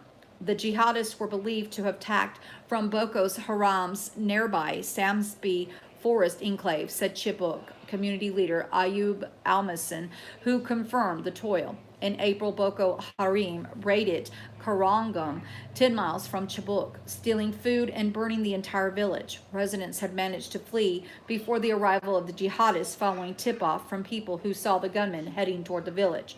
Chibok is the scene of the mass kidnapping of 276 schoolgirls in 2014 by Boko Haram, which sparked global outrage and drew international attention to the group's notoriety. 57 of the girls escaped shortly after the kidnap. Another 107 have been either rescued or released after negotiations, while 112 remain in captivity. Troops have been stationed in Chibok since the kidnap, but deadly Boko Haram raids continue in the area. The decade-long conflict has killed 36,000 people and displaced around 2 million from their homes in the northeast, according to the United Nations. The violence has spread to the nearby Nigeria, Chad, and Cameroon, prompting a regional military coalition to fight the jihadist group. Sounds like Nigeria needs help, guys. I would definitely be praying for them. That's just horrible. And sad to hear about all those Christians being decapitated, guys. It's just horrible, horrible, horrible.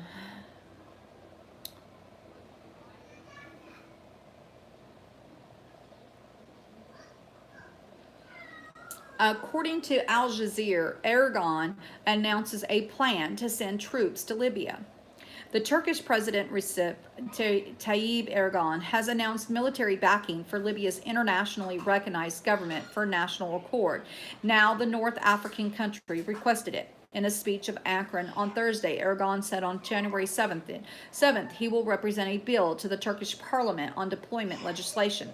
"Since there is an invitation from Libya right now, we will accept it," Erdogan told members of his AK party. "We will present the motion to send troops to Libya as soon as the parliament resumes. God willing, we will pass it, parliament, on January 8th or 9th, and thus respond to an invitation from Tripoli-based GNA," he said. Following Erdogan's announcement, Interior Minister Fatih Pajad told reporters in Tunis that Libya's internationally recognized government will officially request military support from Turkey if the war over the capital escalates. "If the situation escalates, then we have the right to defend Tripoli and its residents," Bagash said. Last month, Turkish and Libyan officials, led by the GNA Prime Minister Fayez al-Sarraj, signed a memorandum of understanding on security and military cooperation. The GNA's cabinet of ministry and Turkish legislation have since ratified the deal, but a separate motion is needed to send troops. Al Jazeera Mohammed al-Baldawi reporting from Libyan capital said Ankara needed an official request for troops on the ground from Tripoli before a motion could be presented to the parliament. The military and security cooperation agreement signed between Turkey and Libya last month does not entail sending troops. That is why Erdogan was asking for an official request from the GNA before he can proceed with presenting this to a parliament for an endorsement, said Al-Wahid. The GNA in Tripoli has not disclosed any information that an official request has been made. Thursday's announcement came a day after Erdogan met with his Tassini counterpart, Qassas Said, during a supervised visit to the Tissananian capital to discuss developments in the neighboring Libya. Erdogan told reporters in Tunis that the two leaders discussed ways to establish a ceasefire and bring warring factions back to the negotiation table. Erdogan reiterated Turkey's willingness to send troops to support the GNA, saying Ankara would do the Libyan government's request. And there's a little bit more to that, but we can see that obviously he's wanting to move forward in sending those troops there, and will probably do so next month. And Christians are being murdered everywhere. Hello, Ketra. I hope I said your name right.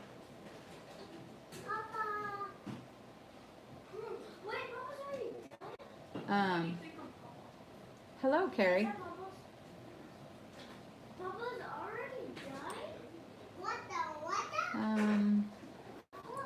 Yep, speaking of spiritual war, I have been physically, financially, and spiritually drained. I sure wish there was someone here in DFW. I hear you, Carrie. So many people are under attack. Where is this on the news? Yeah, it's nowhere, girl. Nowhere. You know this. That's why I do this. And of course, that article is in my Wixit site. So if you want to read the rest of that, it's under global news with today's date on it. Okay.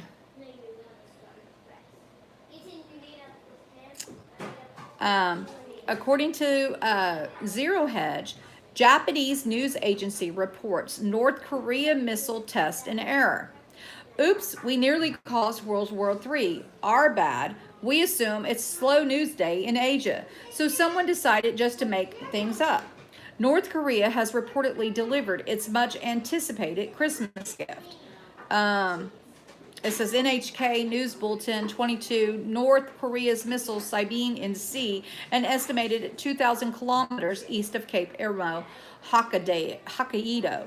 There are no details yet as to the type of missile that was tested, but many fear it could be an ICBM given recent satellite images showing development efforts re-accelerating.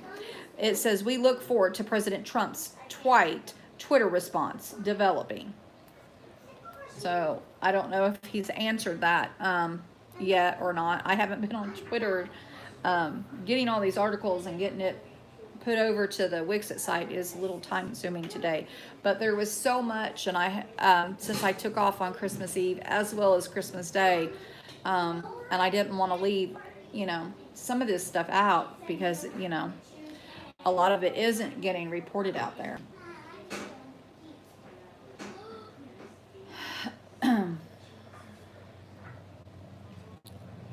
Sorry guys, I have to have something to drink here.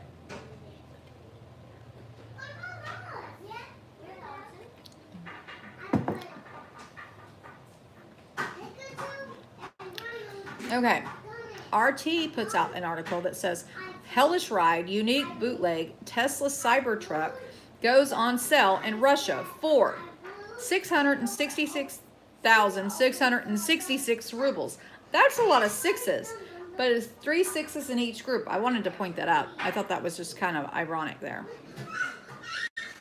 The elusive handmade copy of Tesla's Cybertruck that had been spotted outside Moscow is now up for sale in Russia. Unlike the fancy original, it has a very modest price tag of $10,000. But it is actually worth it. The vehicle, somewhat resembling the Elon Musk's latest contraption, was put up for sale by its creators after the car was first spotted driving outside Russia's capital last week, causing enormous stir on Russia's social media.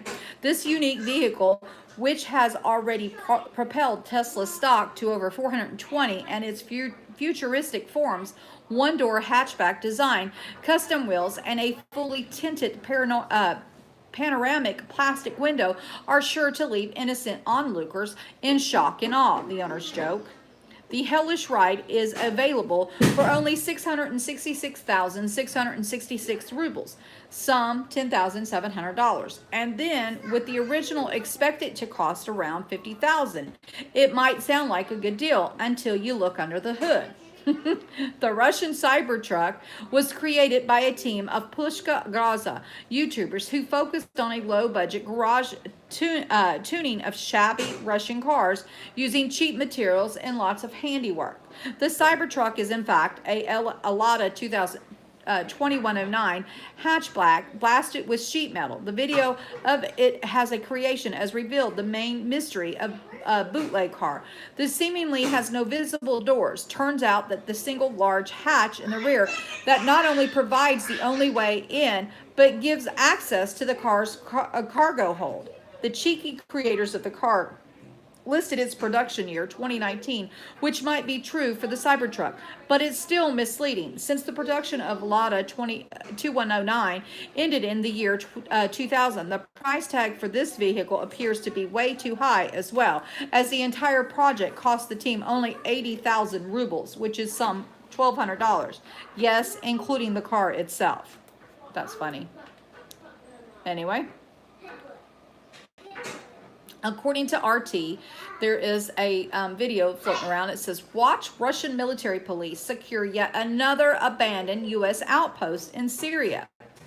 Russian military police have secured a village near Raqqa, formerly occupied by U.S. troops, as Moscow continues to patrol strategic areas along the Turkish-Syrian border.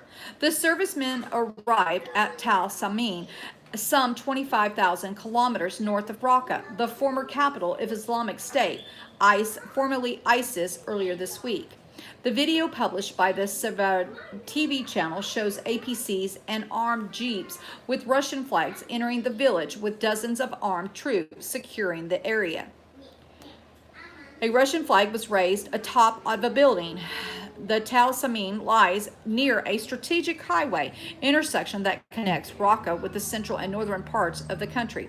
The U.S. used to maintain an outpost there until American soldiers hastily left the area in October. Russia and Turkey had already agreed on Moscow facilitating the withdrawal of the Kurdish forces from the 30-kilometer safe zone along with Syrian-Turkish borders. The nations are now conducting joint patrols within the designated area. The policemen have secured several U.S. bases, including an airfield in Kobani, which were abandoned after U.S. President Donald Trump announced the withdrawal of American forces from Syria. And you can't blame them. I mean, if you're going in there to secure a town, you would do the same. Hey, how are you, Scan? Oh, okay, girl. Sending you prayers. I hope you're feeling better, girl.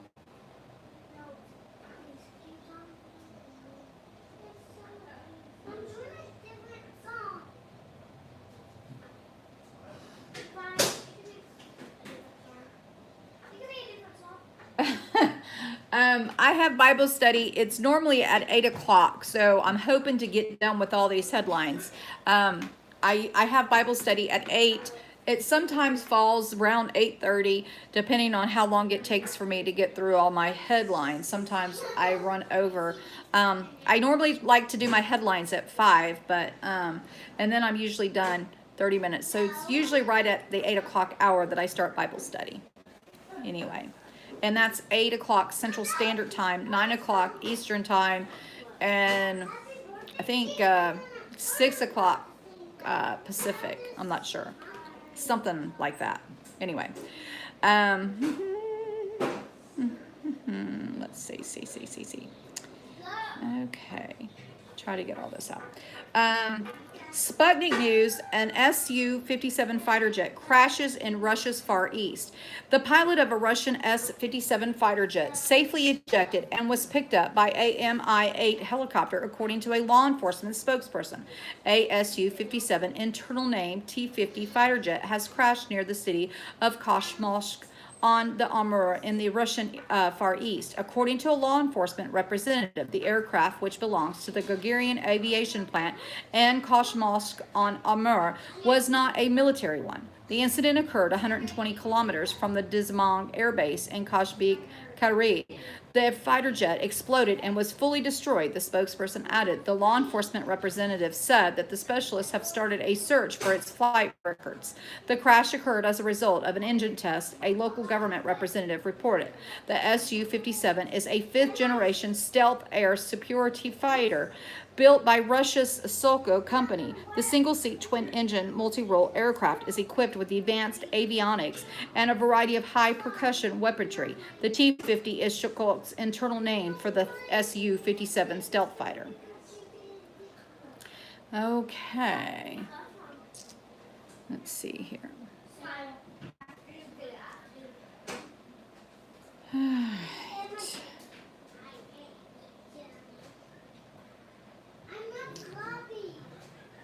All right. Then we have from Zero Hedge a report that says half of France's national train system grinds to a halt as labor unions strike on Christmas week. French labor unions won't be giving any presents to citizens who want to travel by train this Christmas. That's because strikes by transport workers against the government pension reform plan have shut down half of the national train services this weekend, with 59% of services expected to be cut on December 23rd through the 24th, according to Bloomberg. French railway company SNCF has suspended its unaccompanied minor service, canceling about 6,000 tickets for children this week. 4 out of 5 trains were suspended in the greater Paris area. And the capital's metro system also stopped with the expectation of 2 automated lines. French President Emmanuel Macron urged the unions to come to a truce for the holiday week at the same time. Public support for the strike during the holiday had fallen to 51%. This is down from 63% just 5 days prior. However, a poll Thursday showed 55% of the respondents thought that the labor unions were wrong to strike during the holiday period. Macron committed strikes are protected by the Constitution, but there's a time in a nation history when it's good to know when a call a truce to respect families and families' life. Some unions are calling for a truce, others aren't, and the strikes seem to be having an impact. Polls show 57% reject Macron's pension reform, which is higher than those protests started on December 5th. Some unions have called for a new day of demonstrations on January 9th. Macron's administration had been better success with tax and labor laws. The French people are wedded to their pension system, making reform a difficult task. Macron aims to merge 42 separate regimes into a single universal point-based system. The plan also seeks to raise the age for the full benefits from 62 to 64. Workers have stood in stark opposition to the charges, while the French government aims to phase out special retirement plans for sectors ranging from train conductors to dancers at the Paris Opera. Macron has tried to lead by an example, but to no avail. L'Air Parisien newspaper reported on Sunday that Macron will also give up his right under a 1955 law to set pensions for life granted to French presidents once they finish their mandate, and will instead switch to points-based calculation. He will also abandon the right to a post for life at France's Constitutional Council, which brings it 13,500 euros, 14,957 in compensation, the paper said. Meanwhile, the strikes are resulting in a surge of bookings for car-sharing services, which has led to hundreds of miles of traffic jams around the French capital. Car-sharing bookings have doubled since the start of the protest and have beaten records, while hailing company Blah Blah Car said, and that's the name of it, guys, Blah Blah. The company says it still has 2 million seats available between December 20th and January 5th, which works to out to the equivalent of 5,000 TGV high-speed trains, but moving much slower. Nicholas Bruson's chief executive officer of Blah Blah Car said, "We see a real solidarity of drivers. More people are offering seats than ever." Anyway, guys, that is what's going on in France. We haven't had an update in a while about the strikes, but it seems like they're still going at it over there. And, if you're striking, you can't call the strike off just because it's a holiday, that defeats your purpose. You have to stick to your guns. So kudos that they're still sticking to their guns over there. Let's see. And speaking of travel and things of that nature, according to the Daily Mail, there was severe flooding that forces Fort Lauderdale Airport to close as overnight storms batter Florida, bringing travel misery for Christmas travelers heading home. Overnight storms caused flooded roads and closed an airport in Florida on Monday as travelers battled to make their way home for the holiday season. Fort Lauderdale Hollywood Airport shut down its operations before 4 a.m. as heavy flooding grounded flights and made roads around the building impassable. Arlene Stachel, a spokesperson with the Fort Lauderdale Hollywood Airport, told WSVN the airport was closed for a couple of hours due to the overnight rain that caused flooding not only on the airport roadways but on sections of the airfields. This girl is in a boat. Wow, guys, I'm going to show you this picture here.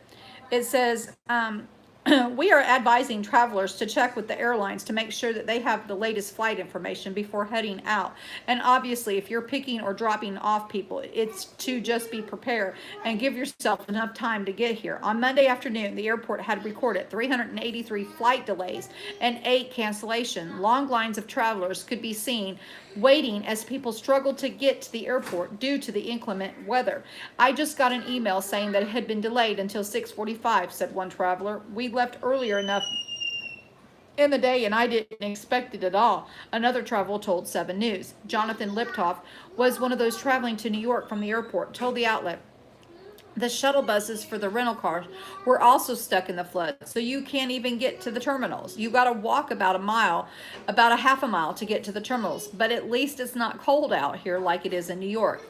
The National Weather Service issued a flash flood warning for the Hollywood area at around 2 a.m. It also had issued a flood warning for parts of southeast Georgia and southeast South Carolina.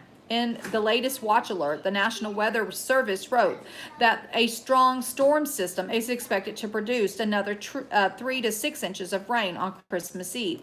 The lower South Carolina coast carriers of the highest risk for flash flooding, which can occur quickly on a low line and poor drainage areas. The risk is further elevated due to high tides on Monday. And I'm going to show you some of these pictures, guys. Hopefully, anyway. We'll see how this works out. It seems like they had... this here picture is in Florida.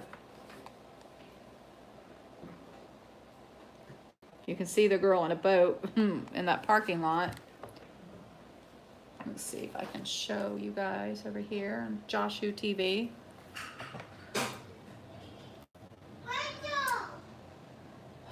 And I'm assuming this is still in Florida, guys. A girl sitting on the hood of her car. The water is rising, obviously.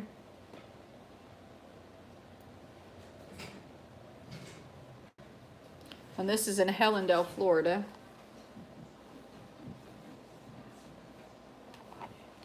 Crazy stuff, guys. Crazy stuff. And here's the apartment complex. A cop is trying to wade through the water there. I don't know who he was trying to go see, but pretty crazy. Let's see. And this is still pictures in Hollywood, Florida, it says, guys.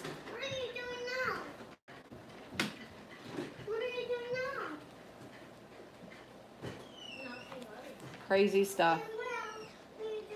Oh, wow.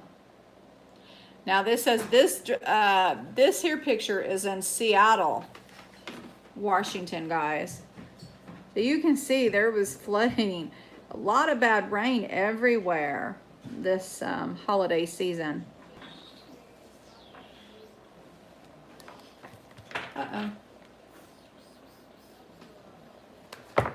Okay. Yeah. That is all of the pictures, guys. Now let's see.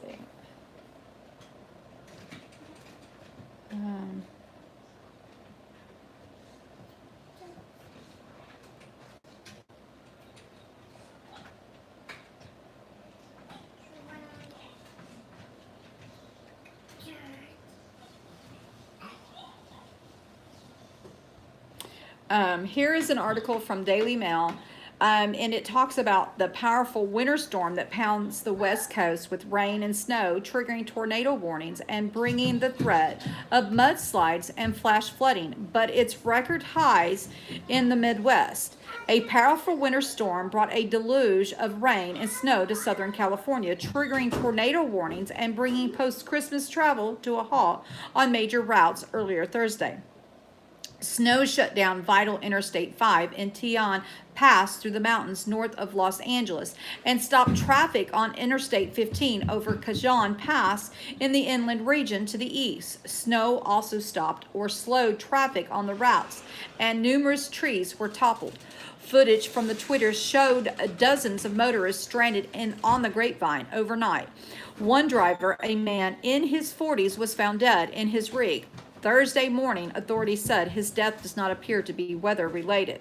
The California Highway Patrol said that the bad weather saw some drivers trapped between Lake Hughes and Grapevine Road, reports. But it was record-high temperatures in the Midwest, with Chicago hitting 57 degrees Fahrenheit. That makes it the warmest Christmas in the city since 1982. Here, and I'm assuming that this picture is taken in California, but here's a picture real quick I want to share.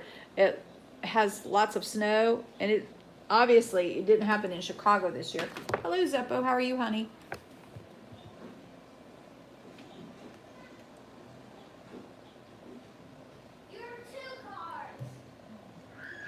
The storm on the West Coast began unleashing waves of pounding rain in the region on Christmas Day and continued into Thursday morning.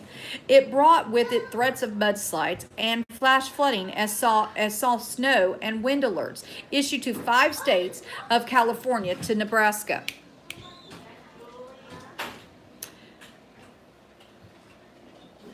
CNN meteorologist Michael Guy said north of Los Angeles could see up to 3 feet of snowfall. Tom Fisher, a meteorologist with the National Weather Service, told the LA Times, some areas are going to see a bit of sun, and then an hour later, it'll cloud up again. It's going to be one of those days. The National Weather Service, Los Angeles, tweeted with the deluge of rain that extended over southwestern California last night and continued into the morning. Long Beach Airport broke its record for a daily maximum rainfall on December 25th with 1.03 inches. And the bad weather could make it difficult for those traveling over the holiday period, with more Americans than ever. A record 115.6 million expected to be making moves from Saturday, December 21st through Wednesday, January 1st, according to the AAA. The tempest also triggered tornado warnings overnight in Santa Barbara and Orange counties when radar indicated rotation in severe thunderstorms. Significant snowfall is expected started Thursday night and continuing it until Saturday morning in the Flagstaff area and higher elevations of eastern and southern Arizona, the National Weather Service said on Thursday. Total snow accumulations will include Flagstaff getting up to 9 inches, Payson up to 4 inches, and Pine Top Lakeside up to 10 inches. The Weather Service said. Forecasters said drivers should be prepared for snow-covered roads, limited visibility.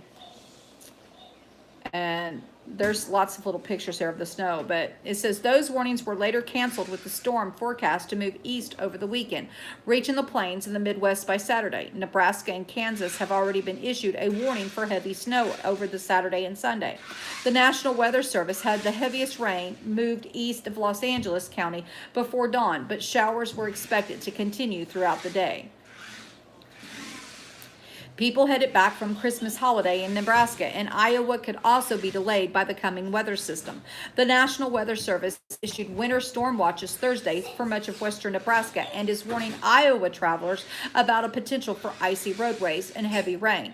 Snowfall ranging up to 6 or even 8 inches has been forecasted for the western two-thirds of Nebraska starting late Friday afternoon and ending early Saturday. Storm winds could gust up to 35 miles per hour, adding to the difficulty of maintaining a vehicle control on slick highways and streets. Freezing rain and is expected to fall starting Friday night across west central and northern Iowa. The Weather Service said rainfall up to 1.5 inches is forecast for most of the state. A winter weather advisory will also be in effect for much of Vermont and northern New Hampshire from 1 a.m. to 1 p.m. Friday. A winter weather advisory is in effect for southern New Hampshire and all of Maine for the same time period. But in southern Indiana, a ski resort temporarily closed its slopes amid unseasonable warm weather, melting its artificial snowpack. We have no snow. We had no snow this year for Christmas. My kids were really crushed by the whole no snow thing. But in southern Indiana, Pally Peak said Wednesday in a tweet that it was closing its slopes in Tubing Park beginning Thursday until cold air returns and we have the opportunity to make an additional snow. The resort is located roughly 50 miles northwest of Louisville, Kentucky, which recorded a record high of 69 degrees on Wednesday amid the region's earlier winter warm spell, WDRB TV reported. And it seems like it's the most contrary weather ever. We had such an early cold snap, and then and we thought that this was going to be the coldest winter ever, and then all of a sudden we had this heat wave, and that's what I'm going to call it, is a heat wave. Not that it's been like, extremely hot, but it's been warmer than normal. I don't know where everyone is, but this has been a peculiar season for weather for us. The Daily Mail also has this article that says a miracle escape as 4 skiers pulled themselves to safety after being caught up in an avalanche as it swept across the piste and Swiss resort of Andermatt. A group of skiers had miraculously escaped on Thursday when they were caught in an avalanche in the Swiss town of Andermatt. Police and rescuers launched a search amid fears people were buried beneath the snow. But after 4 skiers managed to pull themselves to safety, the operation ended with police saying there were no more victims. The avalanche occurred mid-morning when the slopes were busy, forcing many skiers to stop and start digging for people who may be buried under the wet, heavy snow. 2 people were confirmed injured. A police spokesperson said the avalanche was a considerable size. It occurred just before 11 a.m. on slope number 30 in the Oberpass area, according to the witness.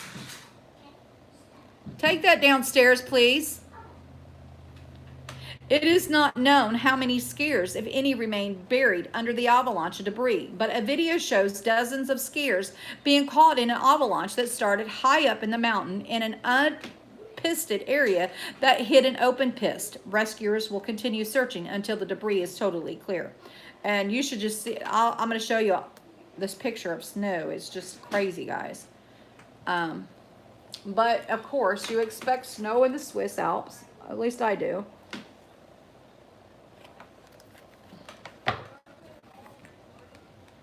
Especially this time of year.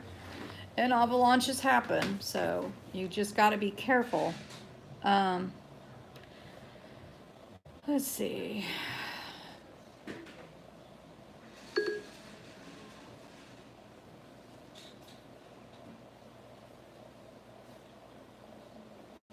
Okay. And this was, I think, put out on Christmas Eve, guys. But this article comes from Fox News, and it says at least 5 U.S. airports have exposed travelers to measles, health officials warn. An unknown number of U.S. travelers have been exposed to measles after at least 5 airports allowed people with highly infectious diseases to pass through this month, according to the health officials in the affected cities. At Chicago O'Hare International Airport, a person with the disease traveled through 2 terminals over the course of the week, ABC News reported. That passenger passed through O'Hare's Terminal 3rd on December 12th, and the network reported 5 days later the same passenger passed through Airport Terminal 1. Chicago's incidences of measles, mumps, and rubella vaccinations are among the highest in the nation, the health department reported. Other cities with airports included the report where Richmond, Virginia, Austin, Texas, Los Angeles, and Denver, ABC News reported. In Richmond International Airport, a person measles visited December 17th, according to the Virginia Department of Health. In Austin, an individual with diagnosed case of measles visited the United Airlines gate area at Austin Bergstrom International Airport on December 17th, the Austin Public Health reports. Meanwhile, in December, 3 unvaccinated children who had traveled to a country with an ongoing measles outbreak tested positive for measles when they returned to Denver International Airport on December 11th, the network reported. The children visited several parts of the airport, including a concourse A, the baggage area, and the pickup area, Colorado's Tri-County Health Department reported. They also traveled through Terminal 4 and 5 at Los Angeles International Airport on December 11th, according to the Los Angeles Department of Public Health. Measles is an acute, highly contagious viral disease, Dr. Mark Escott, medical director of Austin Public Health, said in a statement. A small number of cases are capable of quickly producing epidemics. The best way to protect against measles is to get measles vaccine, the report said. People who believe they may have been exposed to the disease should check their vaccination record and contact their healthcare provider. The December exposure caps off the worst year for measles in more than 2 decades, with the Centers for Disease Control Prevention reporting 1,276 cases affecting the majority of the U.S. states, the ABC News reported. There were more cases of the infectious disease this year than there has ever been in 4 years prior combined. Outbreaks of the disease in Brooklyn, New York, and elsewhere in the New York state lasted nearly a full year, threatening to end and coverted measles elimination status in the U.S. The report said if the outbreak lasted more than 12 months, it would have ended the status which the U.S. has held for more than 20 years. Wow. They're worried about a status. Give me a break, guys. My thing is if you know that there is a country that has got the measles, I think that we're not, that, you know, maybe we're not doing our part in educating ourselves about the areas before we go somewhere. And we need to, as adults, if you have children that you don't want to have vaccinated and you stand your ground, well, you shouldn't be taking them to areas where they have the measles. I mean, we've got to use a little bit of common sense here. And then again, there is so many different countries that are having, you know, this measles epidemic, and it is a serious case, and maybe they should ban travel to these areas that are have this ongoing issue. As well as we know, as we also talked about not too long ago, which we haven't heard, and I haven't heard anything else about it, but the situation in China, where they had the bubonic and the pneumonic plague. There's no mention of any ban going over there, and there should be. I don't, if with even one case, they had 4 cases reported, but even with just one case, there should have been a travel ban or something to prevent us from going over there.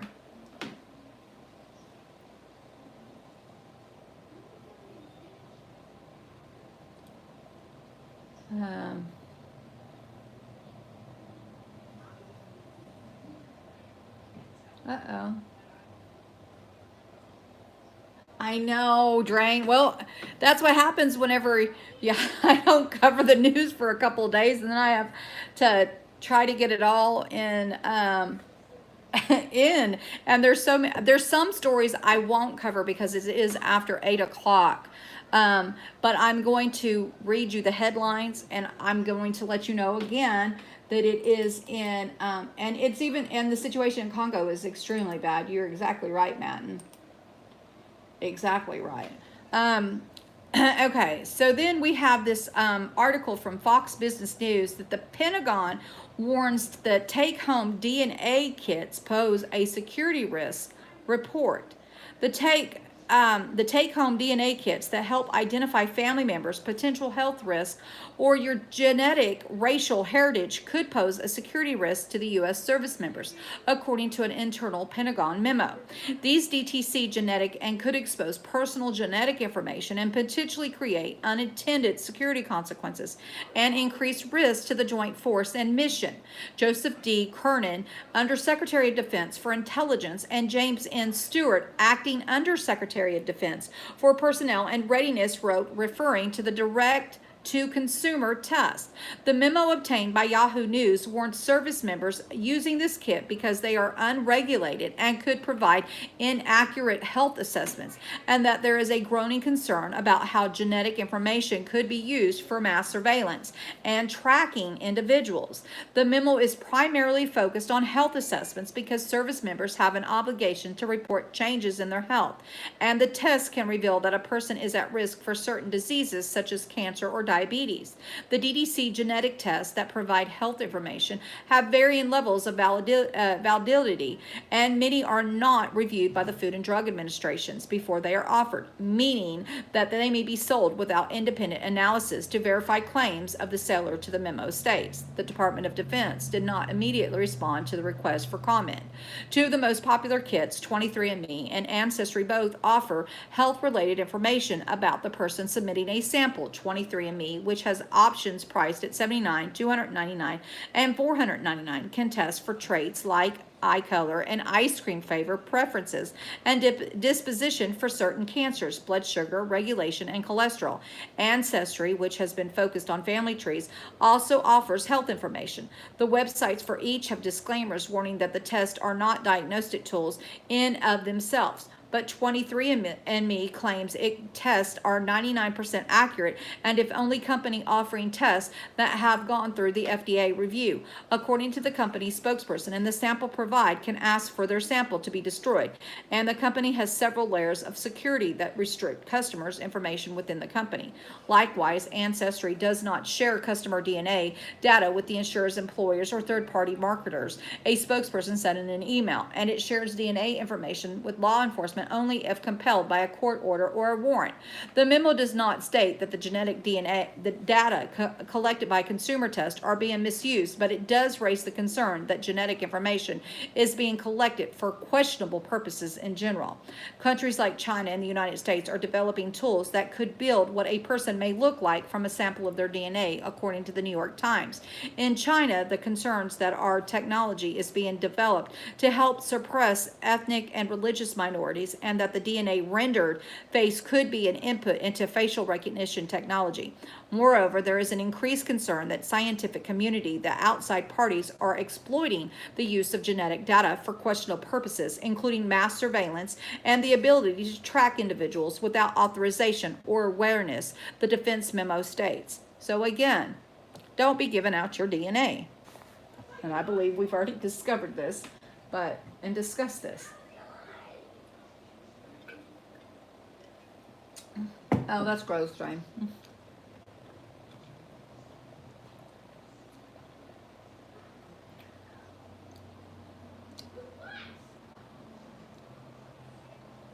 And had been changed, yep.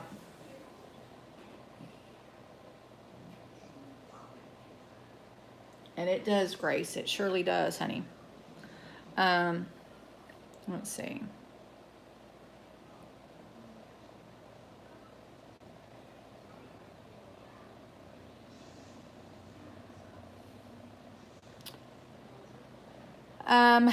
There is an article on here. I'm not going to read it. I think a lot of people got this memo, or at least I hope you did. A lot of people put this out already.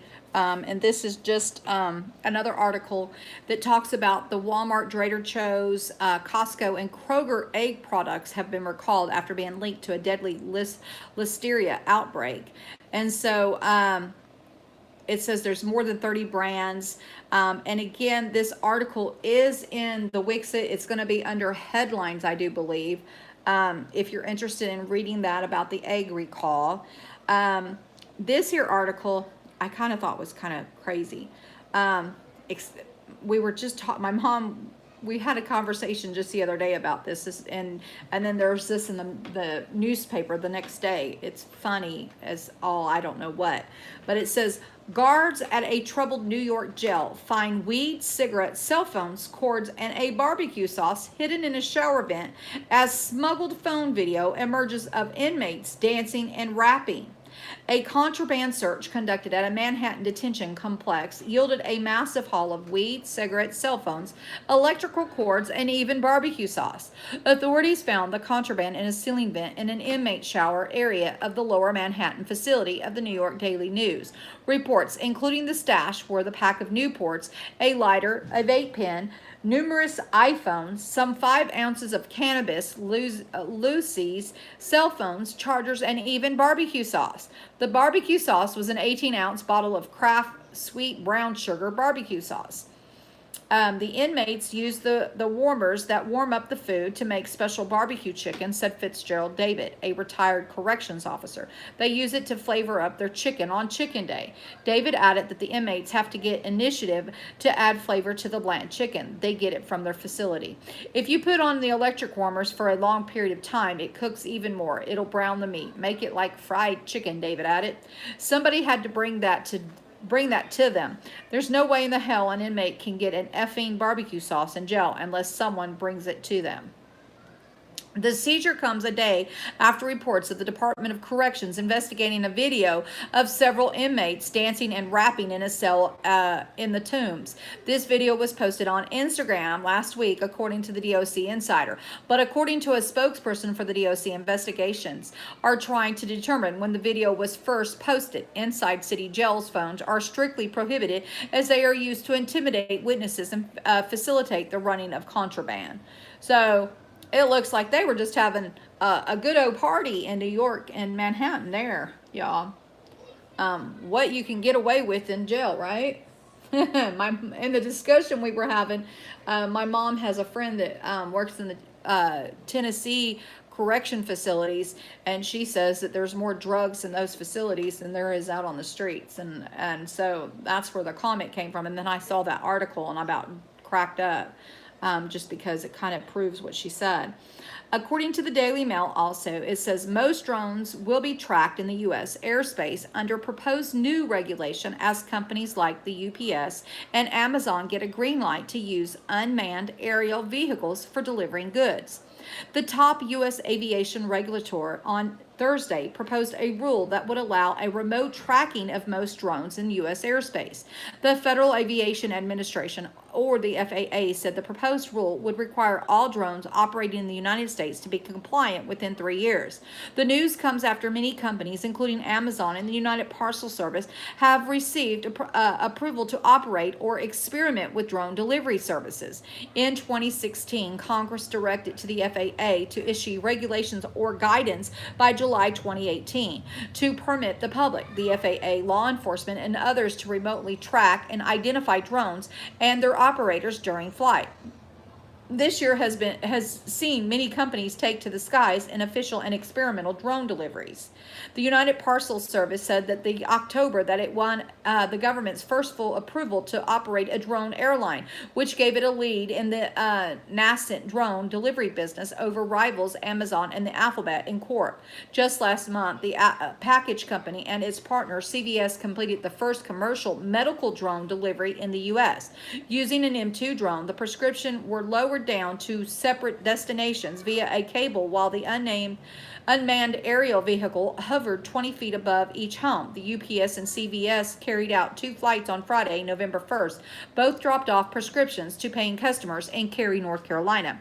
Earlier this year, the Alphabet's wing sister unit of search engine Google was the first company to get the U.S. air carrier certification for a single pilot drone operation and has since partnered with other companies looking to take to the skies. In September, Walgreens announced its collaborations with Wing to bring food and beverage over-the-counter medication and other items to consumers. This door-to-door testing is set to begin next month in Virginia. and will offer more than 100 products and pre-built packs for purchase in the Wing app. Amazon, known as Splashy Drone Delivery Test, also has won experimental certification to test its drones. Last month, the firm was spotted testing Air Prime delivery drones in the UK countryside in the field near Cambridge, England. The company's first began secretly flying its drones in the field near Cambridge 3 years ago in July 2016, after the UK Civil Aviation Authority lifted the previous strict drone flying restrictions. Amazon unveiled its latest Prime Air drone design and its machine learning automation, robotics, and space conference in Las Vegas this summer. While private industries, particularly e-commerce companies, have been eager to deploy drone technology for the last mile delivery, rules and regulations have kept the pace of commercial adoption and usage to a minimum. Despite regulators' methodical approach, interest continues to percolate. According to the report from Forbes, the number of FAA certified drone pilots last year grew 50% over 2017, totaling 115,000. And I have mixed feelings about all this drone delivery and everything. I mean, it'll put somebody out of work. Are we that lazy that we can't go to the store to get our medication? I mean, I don't know. I don't see that it being used for good. I just can't. I mean, I would say that, yeah, maybe if someone's contagious, it would be a good way to get them medication or something. I don't know. Let's see. Okay, this here is from the BBC. A Typhoon Phanonfone in the Philippines counts cost of a deadly storm. It says Typhoon Phanonfone has killed at least 16 people in the Philippines, leaving a trail of devastation through the center of the country. Gusts of up to 118 miles per hour struck, destroying homes and power lines, and flooding is severe in some provinces. Many people are missing. Thousands were left stranded as they tried to make their way home for Christmas. Access to some islands off the coast has been hampered by the suspicion of shipping by the Coast Guard. Phanonfone struck close to regions hit by Typhoon Haiyan, the most powerful storm ever to make landfall in 2013. More than 6,000 people were killed in November that year, making it the Philippines' deadliest typhoon. Expressing his sympathy to the country overwhelming Roman Catholic, Pope Francis said, "I join the pain that affected the dear people of the Philippines because of the Typhoon Phanonfone. I pray the numerous victims for the injured and for their families." Typhoon Phanonfone more landfall on Tuesday night, but continued to pass over the many islands of the central Philippines throughout Christmas Day. More than 58,000 people have been evacuated in advance, and about 15,000 others were stranded at ports when ferry services were suspended. The extent of the damage began to emerge only on Thursday. One family was killed when they were swept away by a flash flood as they attempted to get to higher ground, the Philippine ABS-CBN network reports. At least 12 people reportedly went missing in Iloilo Province alone. Richard Gordon, the chairman of the Filipino Red Cross, told BBC, "A lot of people have lost their homes and they need food. Water and power services were cut in many areas," he added, "and restoring them could take weeks." The popular tourist island of Boracay appears to have suffered damage, although the extent is unclear. The airport at Calabu, which services Boracay, was badly damaged, Korean tourist Johong Bayang Jun told AFP news agency. Roads remain blocked, but some efforts have been made to clear away the damage, he said. "It's pretty bad." In Talakbun, a low-lying city, more than 220,000 people, a large fire broke out as the winds rose, but the city escaped the worst of the damage. Talakbun suffered enormous damage during Haiyan and its storm surge. On Thursday, Phanonfone headed out towards the South China Sea. All of this stuff, guys, is just so crazy. Let's see. All right, guys. I meant to read this article earlier, but there's an article, and I'm just going to give you, because it's like 8:23. I want to have about 5 minutes before I start Bible study. So I'm going to read these articles and give you just like maybe 2 or 3 of the sentences. And again, all of these stories are in the Wixit site here. and you can read them in their full entirety. We're going to highlight these as quickly as possible. Zero Hedge has this article about a self-driving pizza delivery is now in California. California gives a green light to companies testing driverless delivery vehicles, including pizza. Hot pizza, no driver, tips not necessary. And that is the highlight of that story. Again, I think that I would not use a company that was pushing that type of service just because it's going to put somebody out of work. So I say to each his own, you know, but I just see that a lot of people are going to be affected by these driveless cars and things of that nature in ways that you don't want it to happen. There is an article from Baltimore City from Zero Hedge that says it is on the brink of the worst ever year for homicides. And I believe we covered this article the other day. But if we didn't, it is included again in today's news because I just felt that it was worth repeating, obviously. There is an article from the Daily Mail, though, that talks about a doomsday prepper camp, which doubles as a vacation spot with horseback riding and hunting. Says it will shelter members of during a civil unrest for an annual fee of $1,000. So for $1,000 a year, you can go and have this luxury vacation spot that will be a doomsday prepper camp. So there's pictures of it. Kind of, you know, it's, I guess, up to you if you like that type of ideal. I think it's a pretty good, it's a fabulous ideal, you know. I think maybe that this might interest more people. Who knows? There's I included this because this, for whatever reason, came up in my feed again, and I just wanted to make sure that, because I don't know that this got brought up before or not. This article was out on the 19th. I couldn't find it in my Wixit site, but I believe I talked about it because it was an article that was had already been looked at, but I might have read it and then not read it and shared it with you guys. So anyway, there's an article about the direct deposit across America that hang after Fed's ACH payment system suffered a major disruption. And this is from Zero Hedge, and it was written on the 19th, and it's in the Wixit site. So again, I do believe I covered it, but if I didn't, I wanted to make sure that I included it in the Wixit site.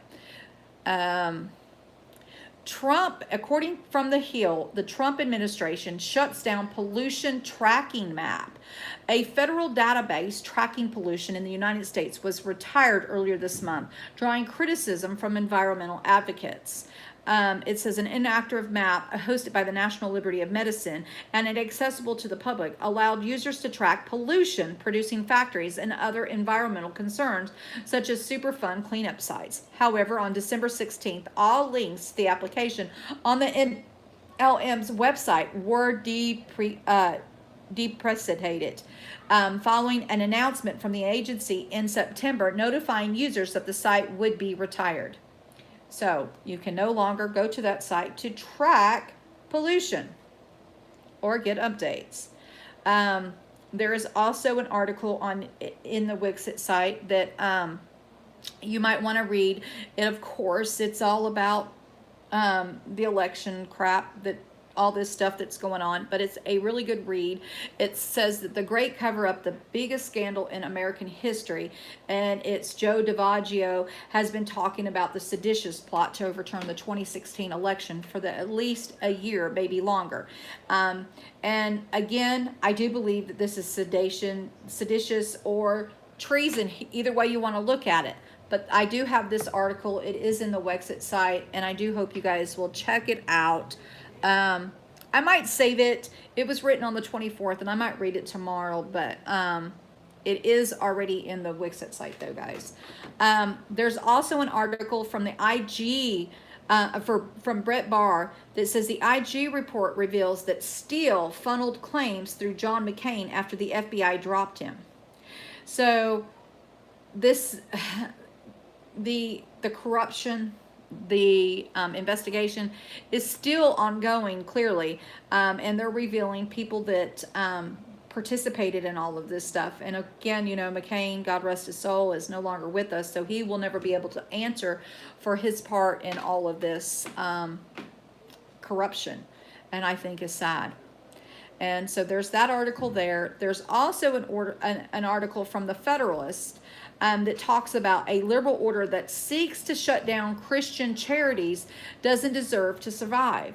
And so, of course, another way that they're going to attack us is through Christian charities. And there is an article, and it is in there. I might save this article to touch on it tomorrow as well. I don't know, depending on how much news is tomorrow, guys. And then this here article here, now I am going to read it. This is from the Federalist, and it says, if the FBI's contempt for the law is not reined in, its abuse will get worse. And I so agree with this. It says the former CIA and FBI director's article is a symptom of how the establishment media has become the propaganda arm of an increasingly robust U.S. authoritarian movement. In 2018, the U.S. government filed 1,117 final applications to Foreign Intelligence Surveillance Acts courts for authority for the FBI to conduct electronic surveillance and physical searches. One application was withdrawn. One other was denied. The remaining 1,115 were granted. Hours before the FISA court issued a December 17th order openly declaring that it could no longer trust any of the sworn statements the FBI has submitted to justify spying on Americans. The New York Times published an opinion article by William Webster, a former director of both the FBI and the CIA. Webster wrote, "Today, the integrity of the institutions that protect our civil order is tragically under assault from too many people whose job it should be to protect them. Gone are the days the New York Times worked to expose government abuse of power. The New York Times now defends power from truth. No more dissent is patriotism, setting aside the very dubious propositions that the FBI and the CIA should protect from criticism. Let's plumb the depths of the Webster NYT argument, who, according to Webster, has the job of protecting the FBI and the CIA. Webster explains exactly who he means. I am deeply disturbed by the assertion of the President Trump that our current director, as he refers to the man he selected for the job of running the FBI, cannot fix the president's cause of a broken agency. Webster goes on to suggest that the FBI should operate as an independent agency and that he is outraged by the president's thinly veiled suggestions that the director Christopher Wray, like his banished predecessor James Comey, could be on the chopping block. He adds, the independence of both the FBI and its director is critical and should be fiercely protected by each branch of government. Webster goes to make it clear that the rule of law is threatened by the president criticizing the FBI. The article is a symptom of how the establishment media has become the propaganda arm of an increasingly robust authoritarian movement in the United States. This movement inverts constitutional principles so that it becomes the president's job to protect the FBI from criticism, and his threat to fire an FBI chief is a threat to the Constitution. This is kind of the thing Vladimir Putin might have told TASS to publish as he sought to seize power from Boris Yeltsin in 1990s. And there's a little bit more to this, but I wanted to read just that much of it, and I want to talk about it for just a minute. If you have the FBI with all the corruption that the FBI does indeed have, you have got to have some kind of accountability, and the president in my opinion, is the man to hold them accountable for their corruption. It has been proven in the OIG report, all of this corruption, and just because it's the FBI, they are not above the law, as they all want to profess that statement against our president. I believe, in my opinion, there's so much embedded corruption in every level of our government that is there going to be a quick fix to this? Nope, not at all. I don't know where they go from here, but for them to continuously, of course, this is not like one of those OIG reports that whitewashed all of the FBI abuses and criminal activity, where they, came in and helped HRC destroy evidence, But it is what it is. And at the end of the day, we have our poor president that is being violated and being attacked on a daily basis because he does his job. And then you've got articles like this that are trying to highlight the FBI abuses, and more people coming out to defend what the FBI has been doing. It's disgusting in my opinion.